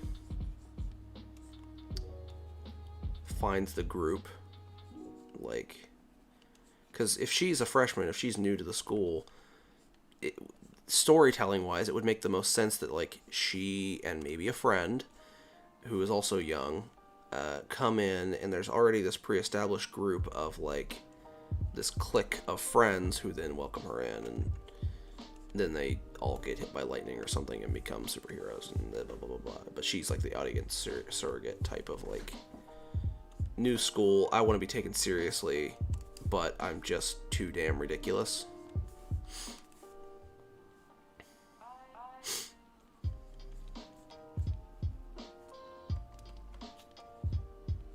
Does that make sense?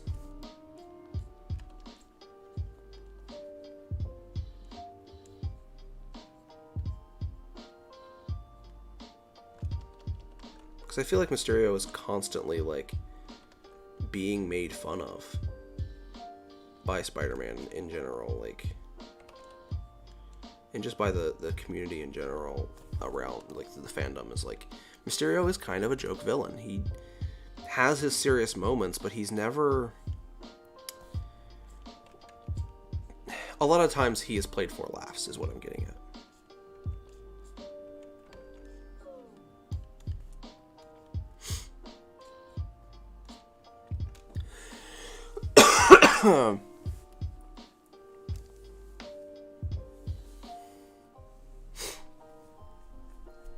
Mysterio throws someone straight through the set after bringing her something subpar. Arachno Strike definitely asked too many questions. Yeah.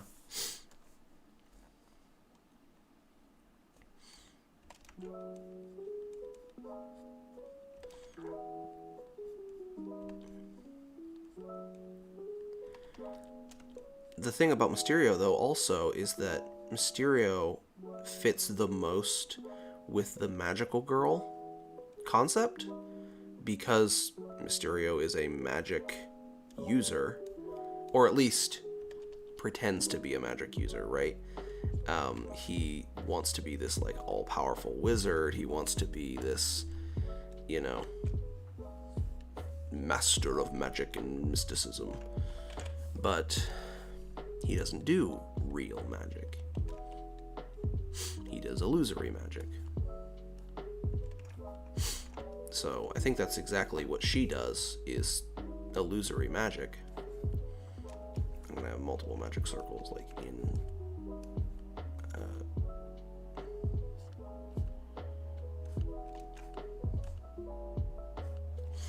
and I don't know what's going on here, but some shit. Actually, no, hers are going to be the triangles with the eyes in the middle.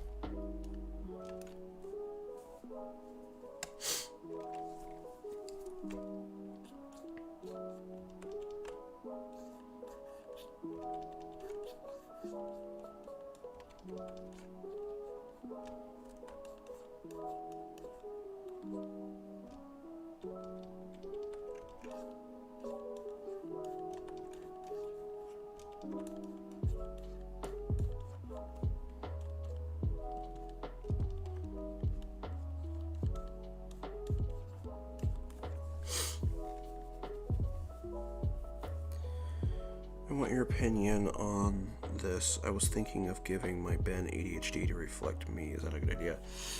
I mean, I think Ben canonically has ADHD. It's never said outright, but I think it fits his personality, and I think that's why a lot of us relate to him, is because he's impulsive and impatient and constantly thinking of new ideas and ways to use his powers, and like he just wants to get right into it, you know, and just do. You know, there's studies that say that people with ADHD are better at sports and can potentially be more active because they think differently, they think faster or whatever. And those thoughts maybe aren't always right, but they make decisions faster. So I think it's in, at least in my eye, headcanon, that Ben has ADHD, and it's just never said outright. You know, in lore.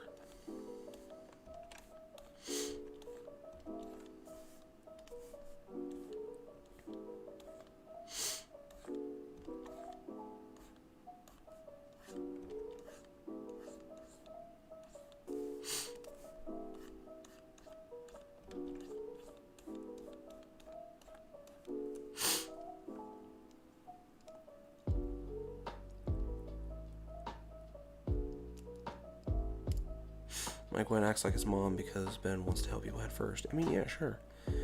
What's the short, like, version of example? Wait, what do you...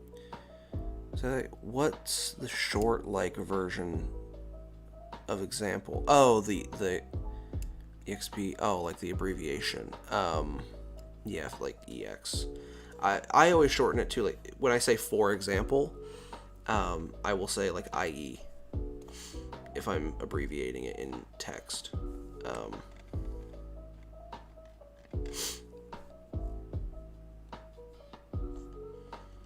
My question is, should I have, like, hair poking out the back of this mask?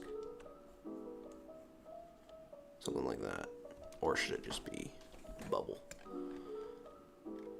And the next question is, like, should we see, you know, very faintly, just like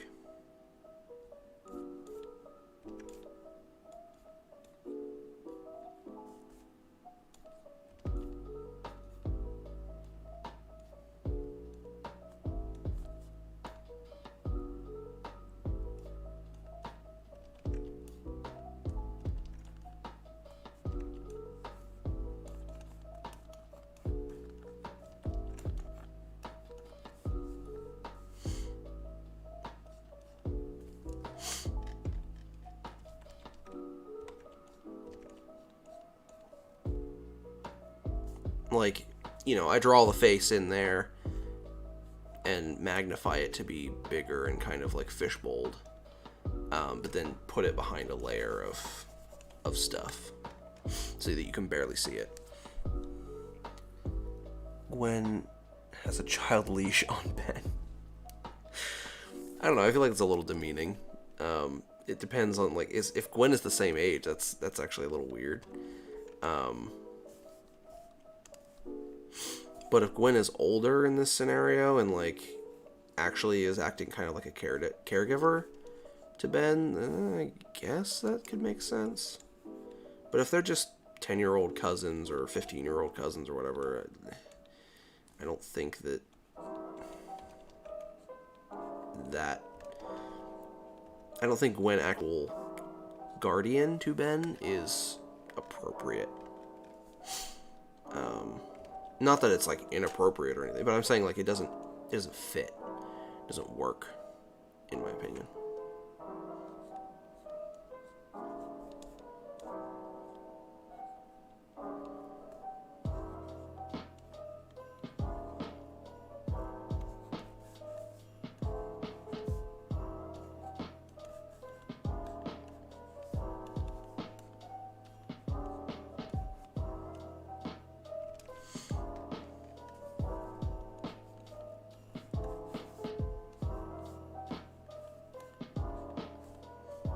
But, I mean, metaphorically, I think it is fine. Because, I mean, Gwen kind of does that in the main series anyway. He's 10 while she's 14. Okay, well then, yeah. Metaphorically, I think, yes, having a leash or whatever. Like, you know, being kind of like that works a little bit.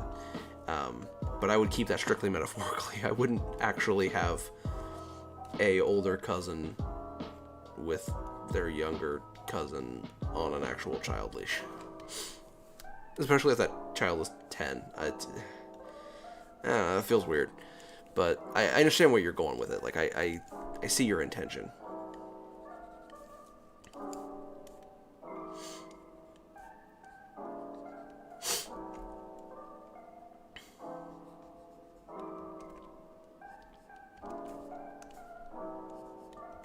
Oops.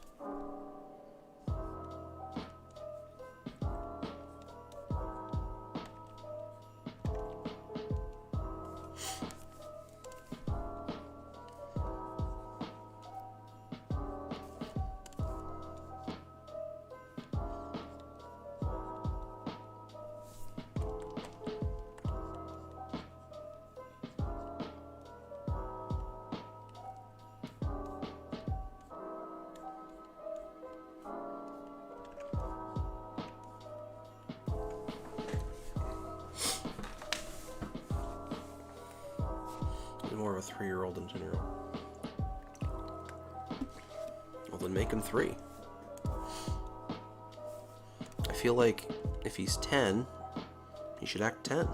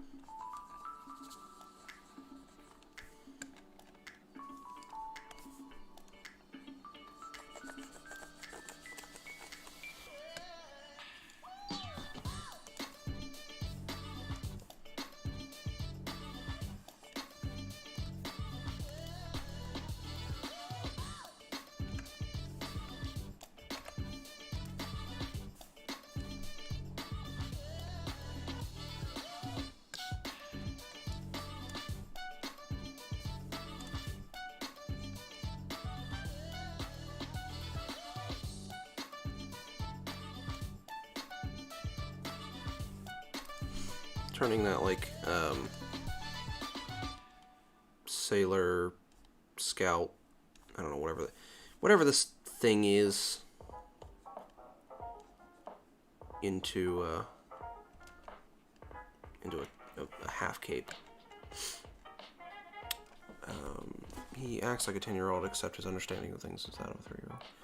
Yeah, sure, whatever. Ayo. EXP would be for experience. Hey Matt, what's up? Mysterio. Alright,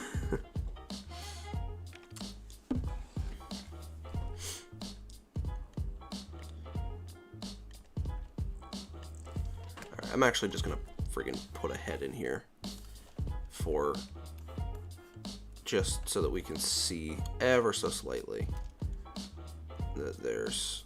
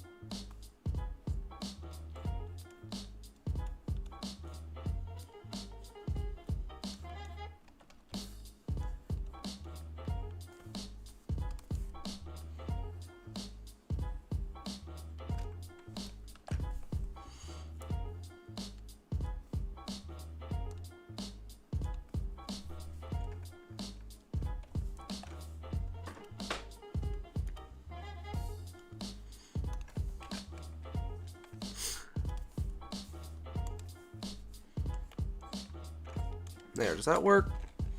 I think that works for Mysterio. She's the newbie. She's the short one. She's the inexperienced. I don't know. I feel like there's different ways that we could do this as well, but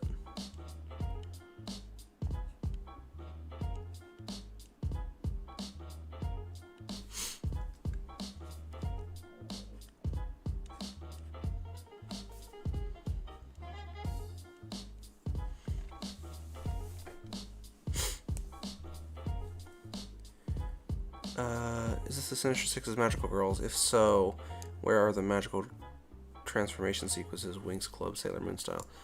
I mean, I can't animate, but if you want to animate them, and if you can do that, then I would be eternally grateful.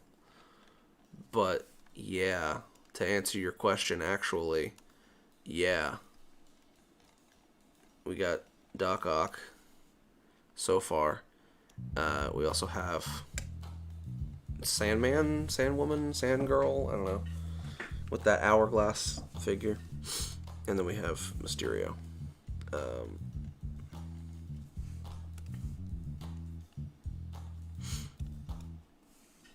These are just like the brainstorming, like coming up with ideas and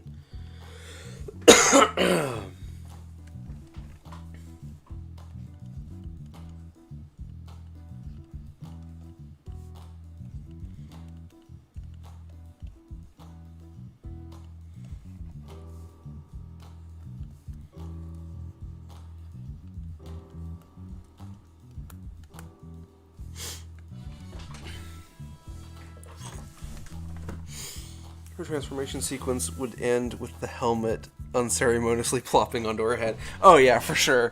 She does all of this like magic shit and like transforms, and then it's just like, and it falls down.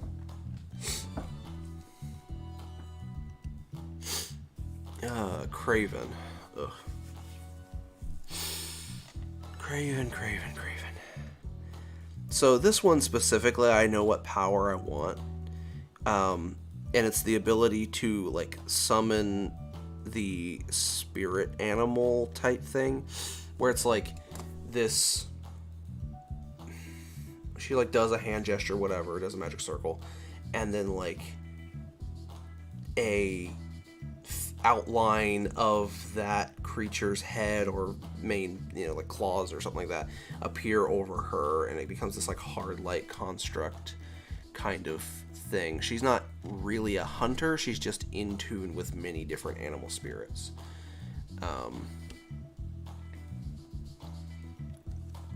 But I don't know how I want to do that yet.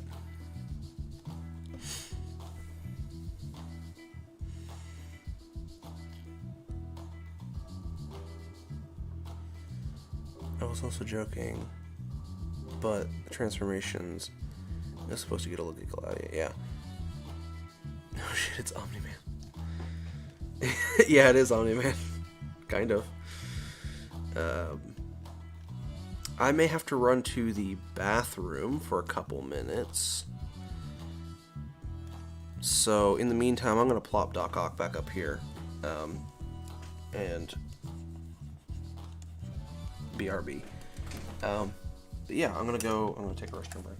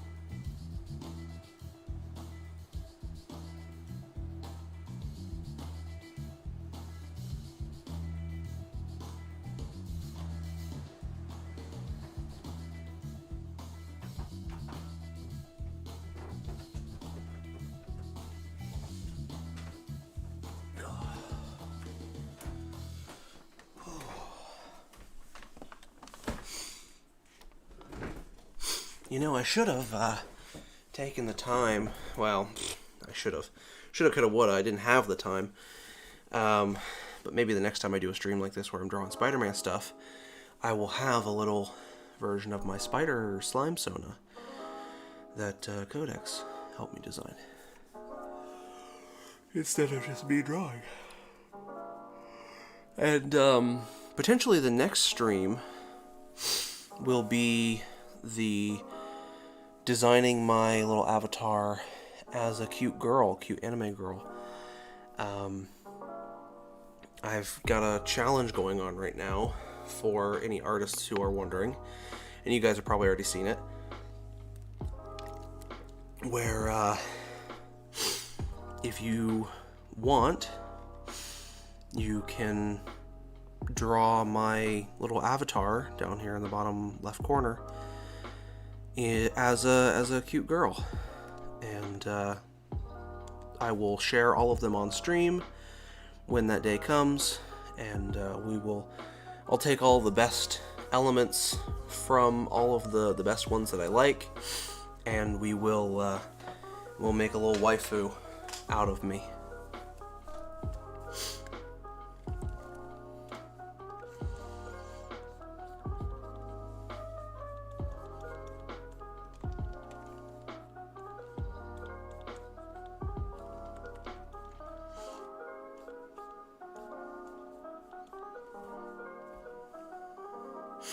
Like, what is it? I can't tell what it is. Action Jackie. It's a slime. He's a slime boy. He's kind of an alien, kind of slug-like. He's got powers. His abilities are shape-shifting, color-shifting, density-shifting type of stuff.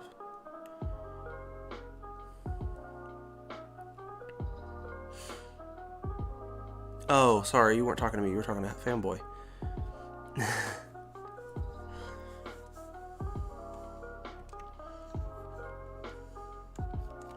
But I guess either way it works.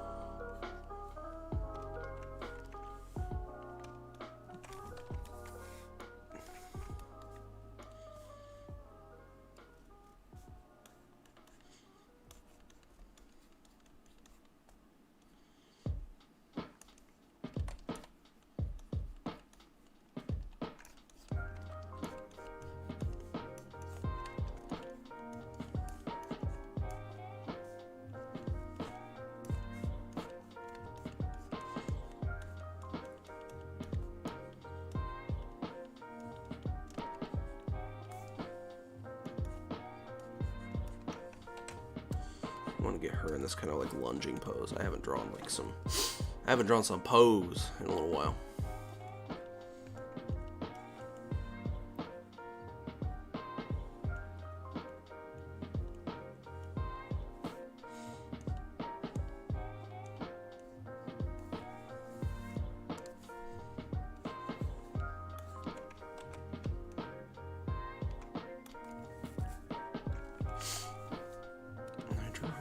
Very broad-shouldered.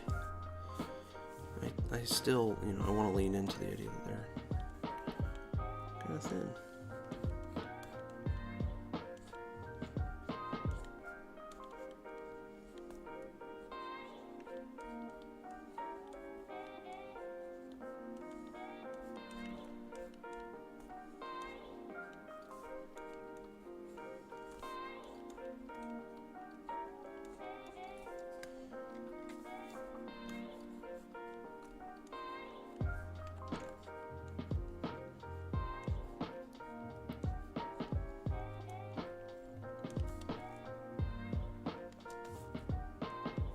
She can also probably conjure some energy spears.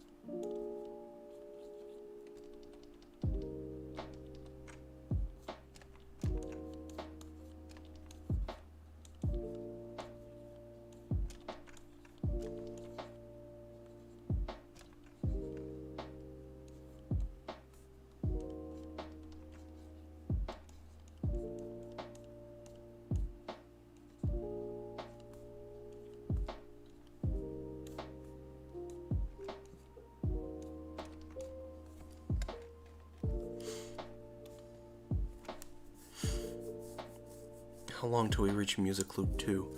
I don't know. I can put on a different playlist. In fact, I probably should.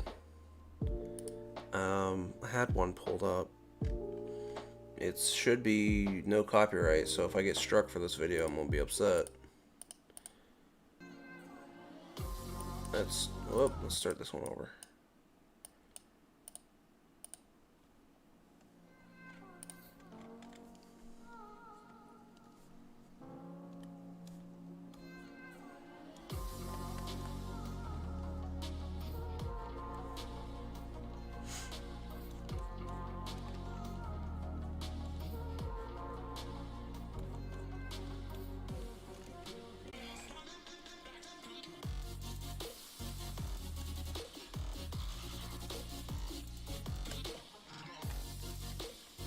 She's definitely got her hair up.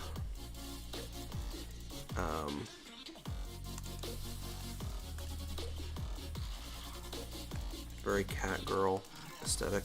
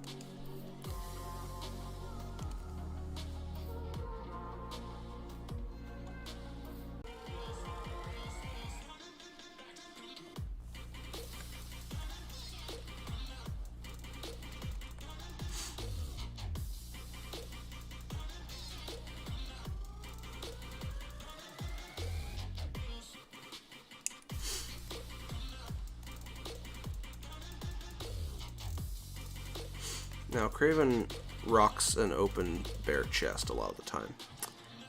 Obviously, we can't do that with an anime girl, so we're gonna give her like a...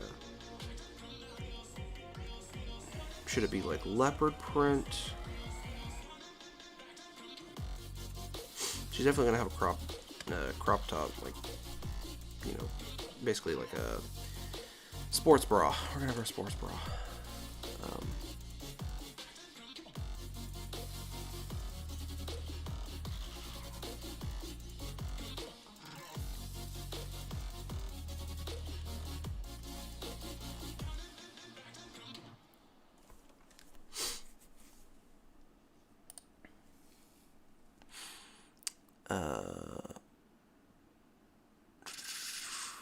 What's Chat's and Jack's favorite Benton? My favorite is Wild Mutt. Second place is probably Diamond Head. But my favorite one to draw is Heat Blast. My favorite alien to draw and paint is Heat Blast. I don't know why, he's just cool.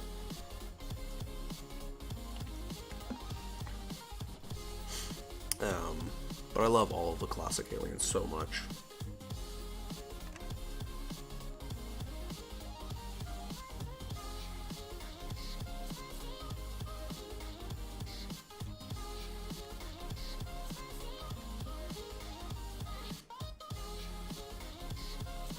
Claws. We're gonna keep the like pleated skirt aesthetic that we've kind of been doing for all of these, but it's just gonna be open in the front, and she's gonna have little shorts on underneath of them, just so we can keep that aesthetic going. And then her stockings are going to be probably leopard print.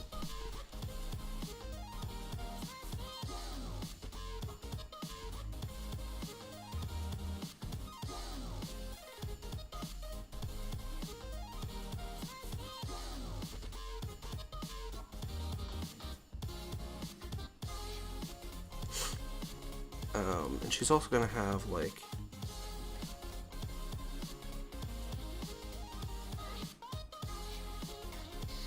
these little cleat claw looking things built into her shoes.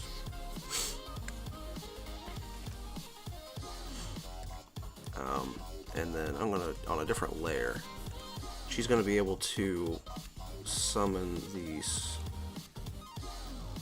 large spectral like claws over top of her own hands. And then along with those claws, like, okay, so different animal types, right? Mostly, Craven decks himself out in, like, cat gear. He's got some zebra, and I've got the zebra, in the tie, but he's got leopard pants and a lion mane vest and, you know, leopard stuff there. So, because he mostly does cat stuff, we're also going to have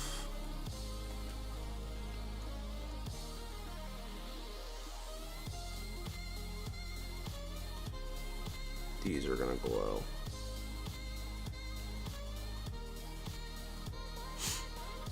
And I think it makes more sense for it to just be straight like cat ears so that it reads as cat, because like leopard ears actually are round. But if it's going to be a cat, I might as well read cat, right?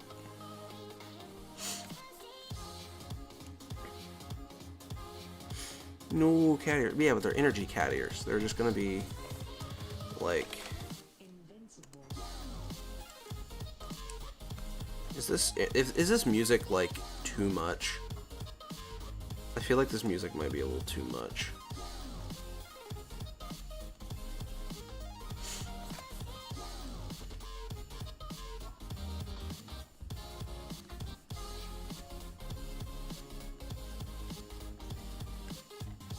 Oh, darn it. Excuse me. I shouldn't be coughing as much into the microphone. I'm trying not to, but...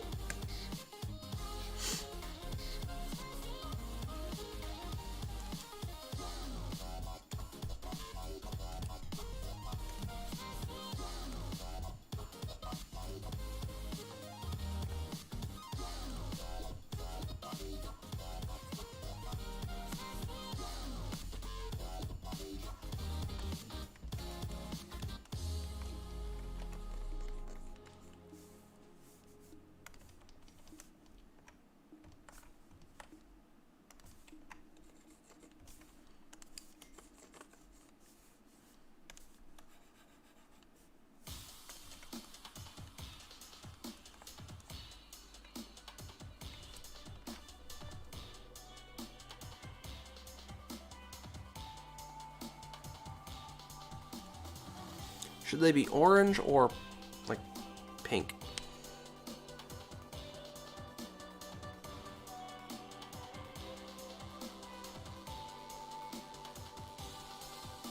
I think orange.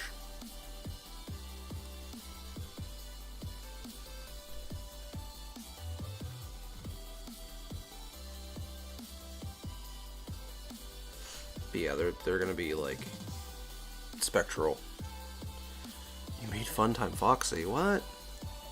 Oh, with the pink. Yeah, I see what you mean. That's just a conceptual thing. But I had this idea in mind from the start.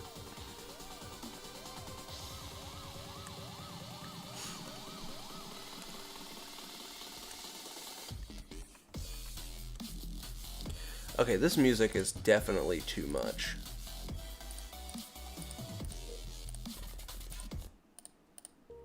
I'm going back to the chill shit. I'm sorry. I don't care how many times it loops. I can't deal with the dubstep right now. Normally, I would love to listen to that stuff, but I just can't right now. Pink accent would be cool. We'll find the final accent later. But yeah, I do like the pink more. It gives it that red hot look without actually being red or orange, and it actually leans more into Magical Girl. Plus, Craven's the only one who gets pink.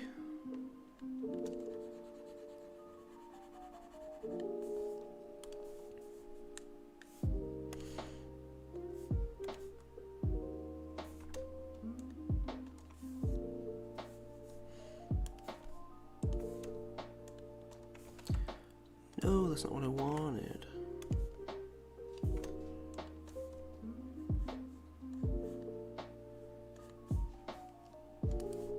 I'm just trying to fake this one because I didn't do it right. I didn't put the spear on that layer, but...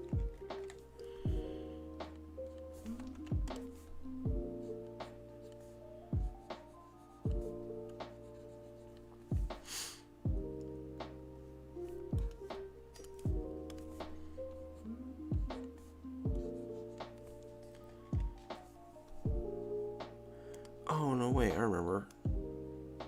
Why...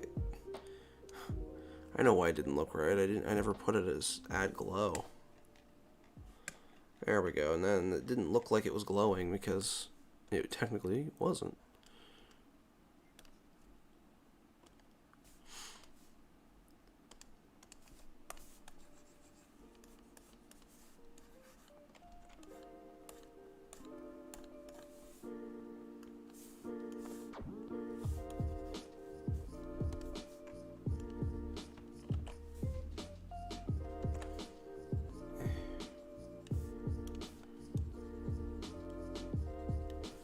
Whatever, it doesn't matter. I'll figure it out. I have to put on Nightcore or something. Yeah, for sure. Oh. Okay, I kind of had Craven in my head about what they would look like for a long time, so that was one that I knew I wasn't going to struggle with. Oh, we have 2 more. Why am I running out of steam so much right now? Vulture. I also had a concept in my brain for what Vulture could look like. And Vulture is definitely the... literally the senior. That's funny. Because Vulture is a senior citizen. Yeah, anyway. What do you mean you lost the baby? Go find it. But yeah, the Vulture is gonna be...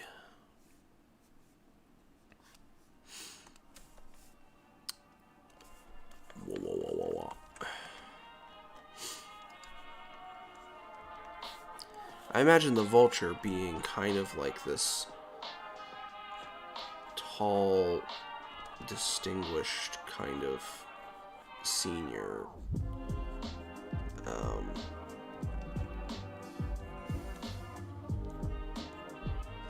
with like really short lesbian hair.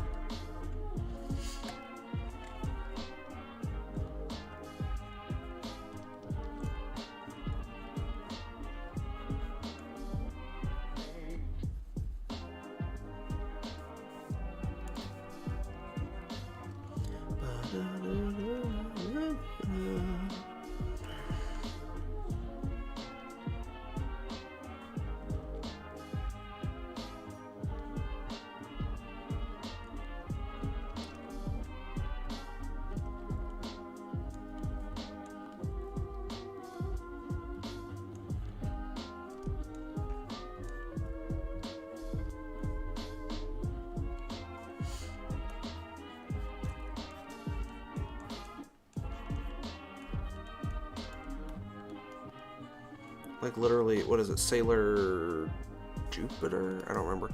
One of the Sailor Scouts has like this really short hair. And this actually kind of looks a lot like one of the sailors.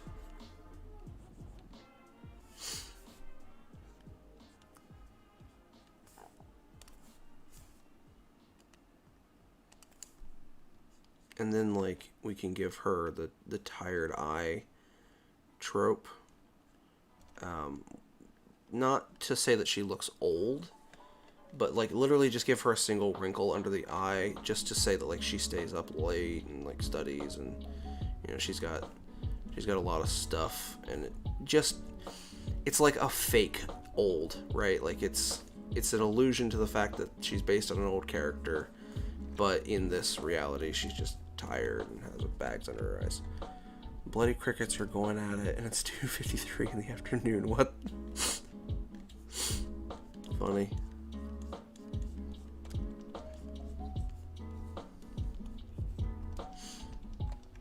All the crickets are like, who wants to fuck this? Who wants to fuck this? Actually, I feel like the bag under the eye is a little too much. At least the way that I have it right now.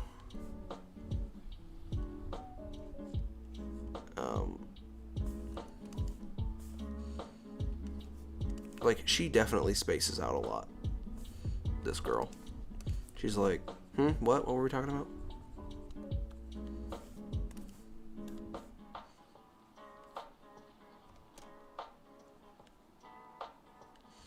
Like, she's kind of staring into the middle distance right now.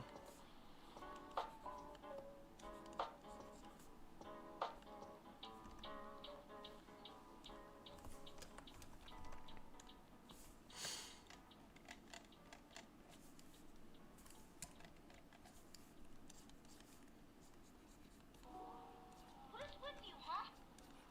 Oh, there's the loot number 2. And then next minute you don't. First you kissed me, and then you act like you don't even know me. You act like you don't even know me.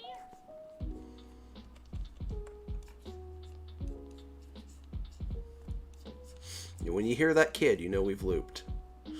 You know for sure we've looped. And that kid's like halfway through the playlist, so like we've looped a while ago, but that's my new starting point at this juncture, at this venture.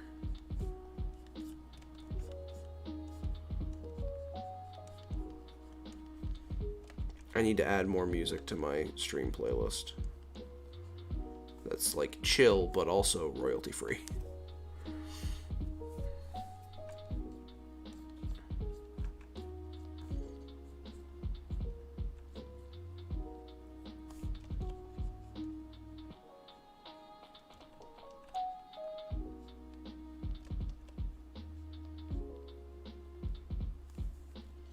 This is very much Pearl, right? Like Steven Universe pilot version Pearl.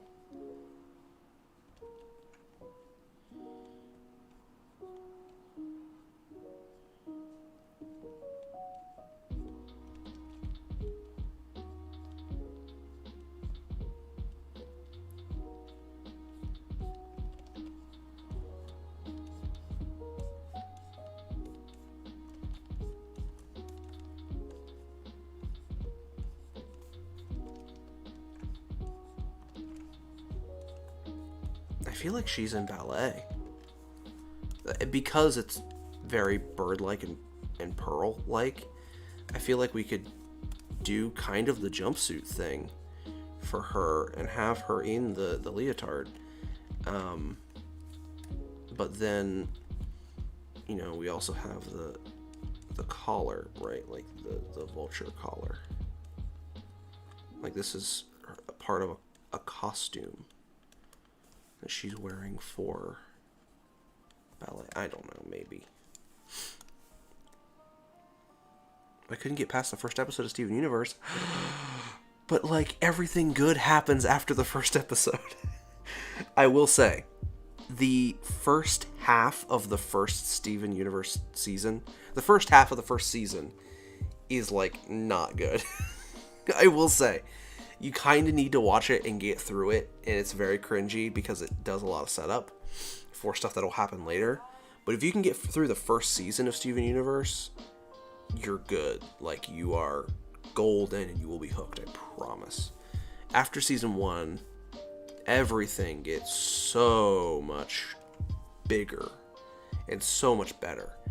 I definitely recommend you give Steven Universe another try because I guarantee it'll be one of those ones where you're like, oh damn, why did I sleep on this?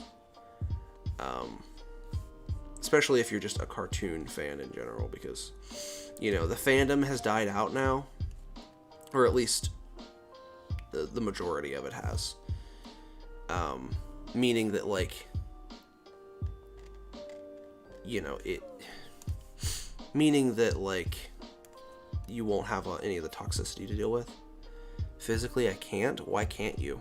Do you not have a way to find it? Because it's like, it's all online for free. I don't know what's physically stopping you. Just skip the first episode. Go to the second episode. The only thing that you need to know about the first episode is that Steven likes ice cream and that he gets his first inkling of power in that episode. And it introduces you to the characters, Garnet, Amethyst, and Pearl, and Steven. And that's it. Like, that's really all you need from the first episode. You can basically skip that episode. The other friends definitely slaps, though. Like, goddamn, those triplets are groovy. Triplets.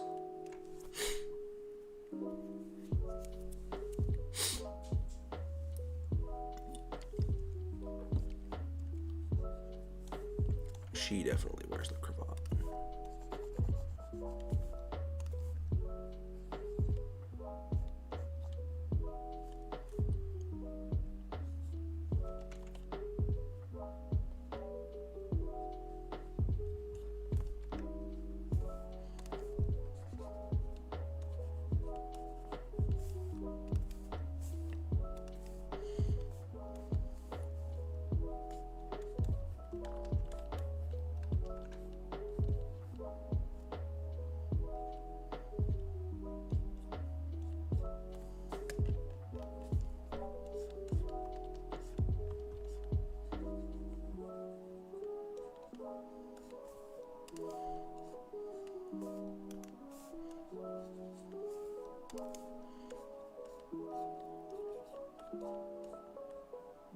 Yeah, Other Friends does slap.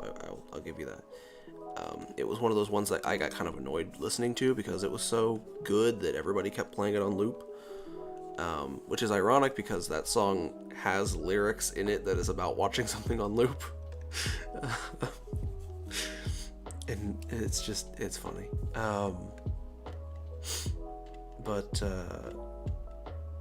Yeah, what was I saying? I don't know.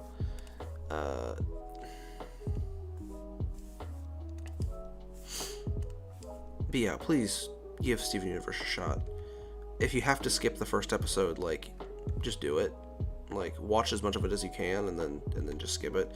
Because the first episode is really, it's not that necessary. What is necessary, though, is, like, trying. Because,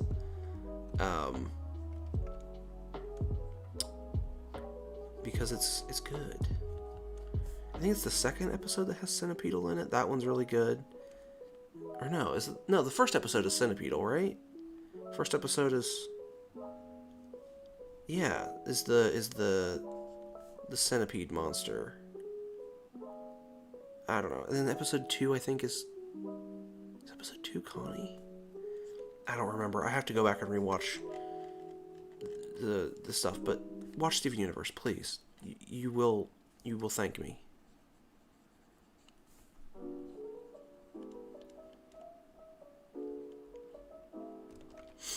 And I would recommend, like, going online and finding a chart, because people have made, like, charts and lists of all the episodes that are, like, unnecessary, because there's a lot of filler episodes. There's some, like, they call them, like, towny episodes, where it's just, like, Steven interacting with the townsfolk, and it's character development for those characters. Those episodes are not enjoyable, unless you like specifically those characters and you like those types of, not even filler episodes, but, like, not significant to the overall arching plot episodes. They are funny and they're relatable, but that's the only value that they have, is that they're just funny and relatable, and that it's just Steven exploring more of what it means to be human rather than what it means to be a gem, which is the actual lore, the fun part of the show. The big what it means to be a gem and his past that he doesn't remember, and his mom and all that, like, that's the thing, right? Like, that's the draw of the show. And once you get into the meat and potatoes of the lore, then you'll be hooked, I promise.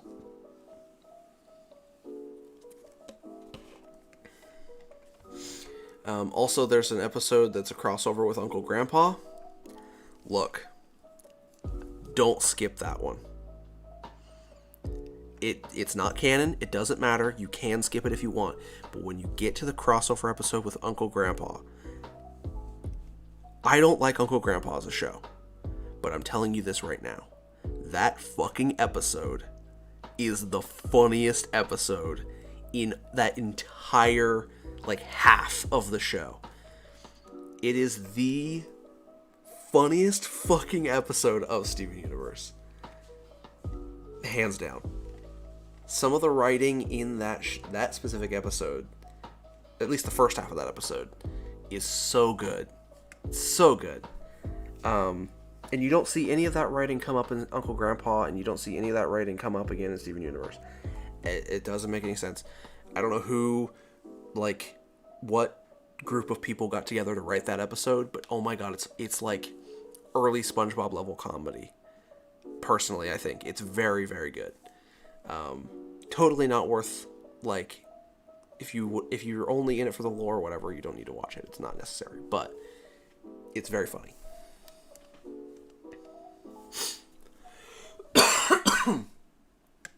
Oh man. Ugh. Electro. Last one. And I have sketches already for Electro, what I kind of want her to look like, but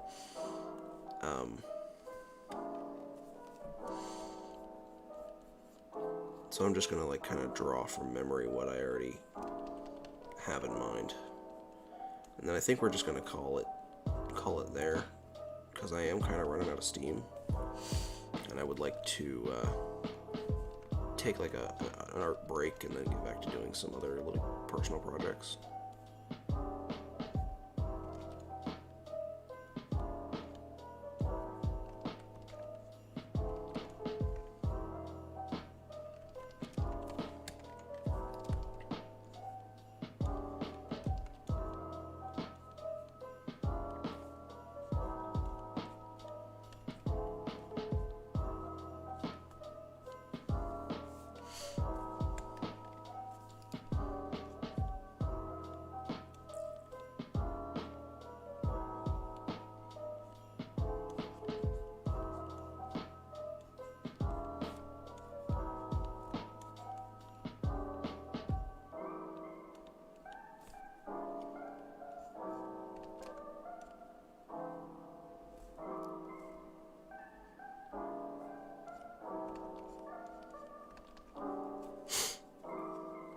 I have no clue what Uncle Grandpa is about, only that I haven't heard that name in years. Uncle Grandpa is not a good show. It's not worth really watching. It got canceled, or it ended, I don't know, whatever. It's if you like surrealist comedy that's not done well, then you'll like Uncle Grandpa. If you like surrealist comedy that's done well, watch Smiling Friends. Like, that's it. You know, it's one of those types. It's like, oh, this is like trying to be surrealist comedy, but it's kind of just random comedy and not actually, like, because surrealist comedy thrives on, like, meaning and not even meaning, like irony. Because the thing with Smiling Friends is it's ironic because it's a show about helping people, and, like, it's a show that's supposed to be, you know, if it were actually made by a different studio or whatever, it would be a show about, like, actually spreading good messages. But the point of Smiling Friends is it's people who are really bad at actually helping people, and then one of the main characters is, like, a super, like, cynic and doesn't really believe necessarily all that much in, like, what they're doing. It's just kind of a job, you know, but you know, they still do their job, and it is their job, and they do it, and they get the result at the end, right? They get the smile, and that's kind of like, you know, that's the thing. It's like, oh, it's surrealist comedy because it's ironic and because it's whatever. With Uncle Grandpa, it's just randoms for the sake of being random, and, like, nothing makes sense because it's not supposed to, and it's just not. Yeah, it's just not good.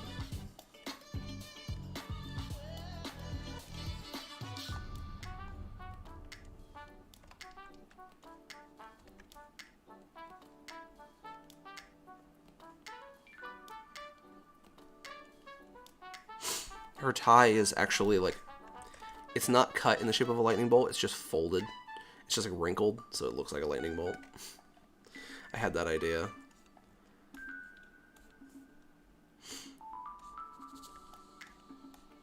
A little while ago, I had that idea.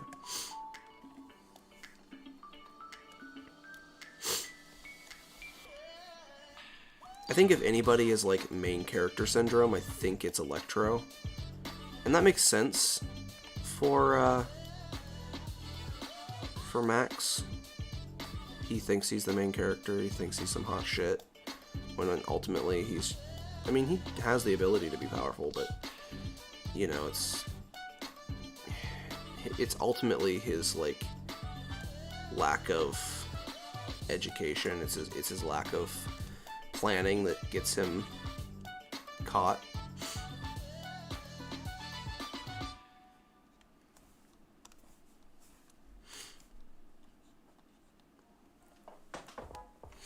First episode's Cookie Cat, yeah. But the plot of Cookie Cat episode is centipedal, right? Like, he comes home and all the centipedes and they don't have gems, and then he uses the... Or is that the second episode? I don't remember. He uses the fucking mini fridge to electrocute the monster. The corrupted gem. Before we know it's a corrupted gem.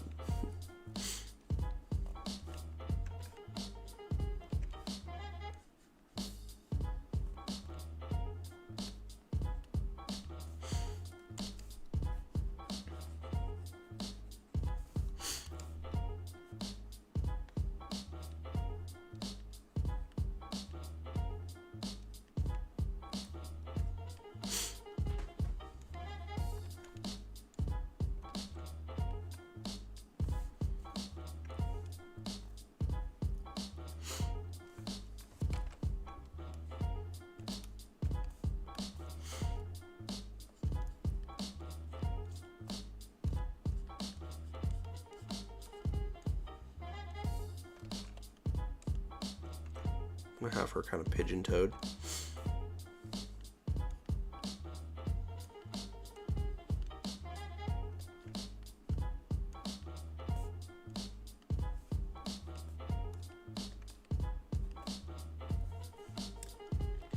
And obviously her power is electricity, right? Like, it's simple, easy.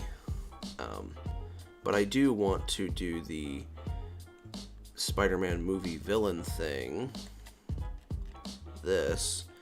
When she activates her power, it does the, like, Deku full cowling thing, but it, like, flies off her head in, like, a... Here, I'm just actually going to do it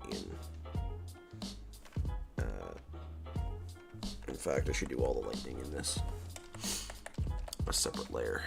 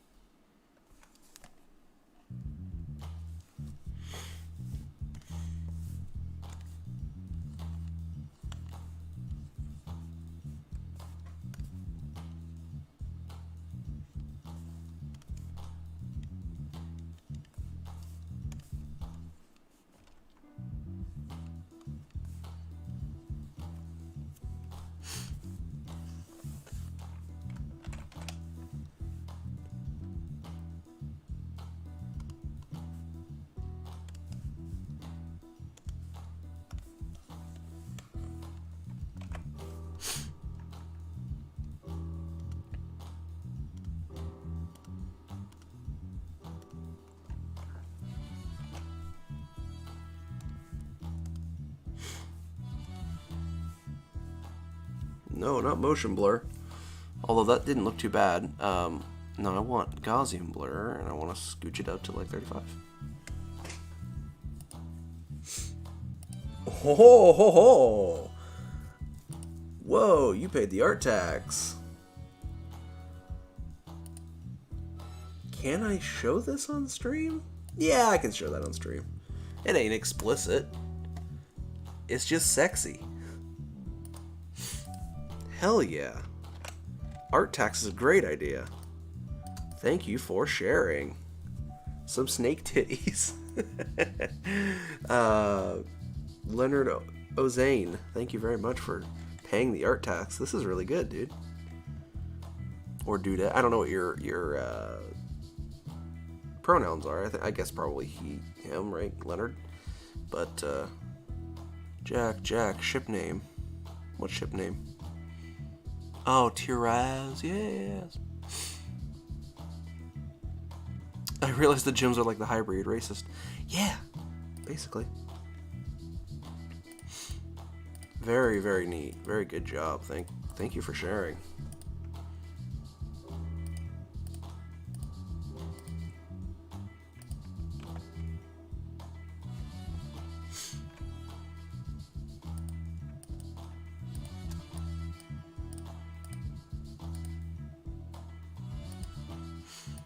I'm gonna throw the reference into that. Snitties, bro. That's last time I checked, I definitely do. Okay. I always like to ask people's pronouns just in case, I don't want to accidentally say something wrong. So, to recap, we've got Dr. Octopus. We need to come up with magical girl names for these as well, but that's something I can kind of brainstorm later. Just thought of that. Yeah, for sure. It works. So yeah, we got Doc Ock. Where's my next one? There's Sandman, Sandwoman, Sand Girl, Sand. I don't know, whatever. And then we have Mysterio.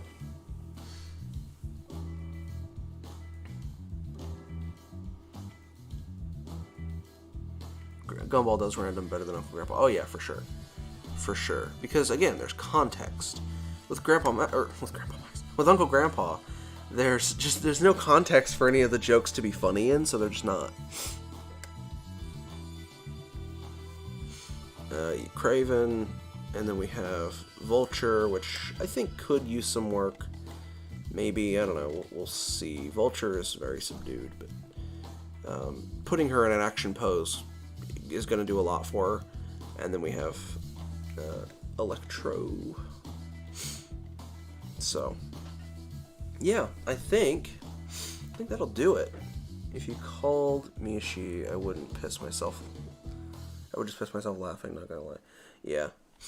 I don't know. I just make sure. It's better safe than sorry. So yeah, we're gonna go back to her because she's still my favorite and she's the one who has color. And I don't think I'm gonna color any other ones. So it's about 2:30. This was a good. Oh man, how long have we been streaming? Maybe what was it 2.5, 3 hours?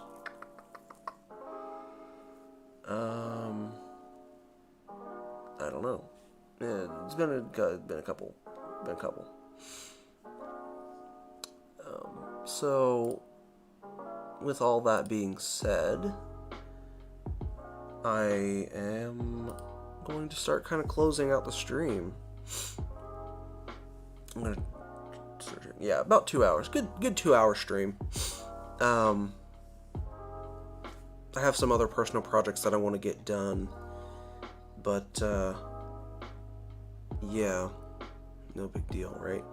If you guys want to participate in the drawing me as an anime girl or as just a girl in general, drawing my little avatar as a female, the rules are as follows.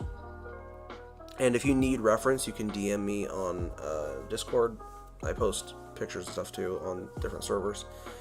But take my avatar, draw it as a girl. You have until this upcoming Sunday to DM it to me, and I don't think I'm going to stream this Sunday, but that's going to be the cutoff point.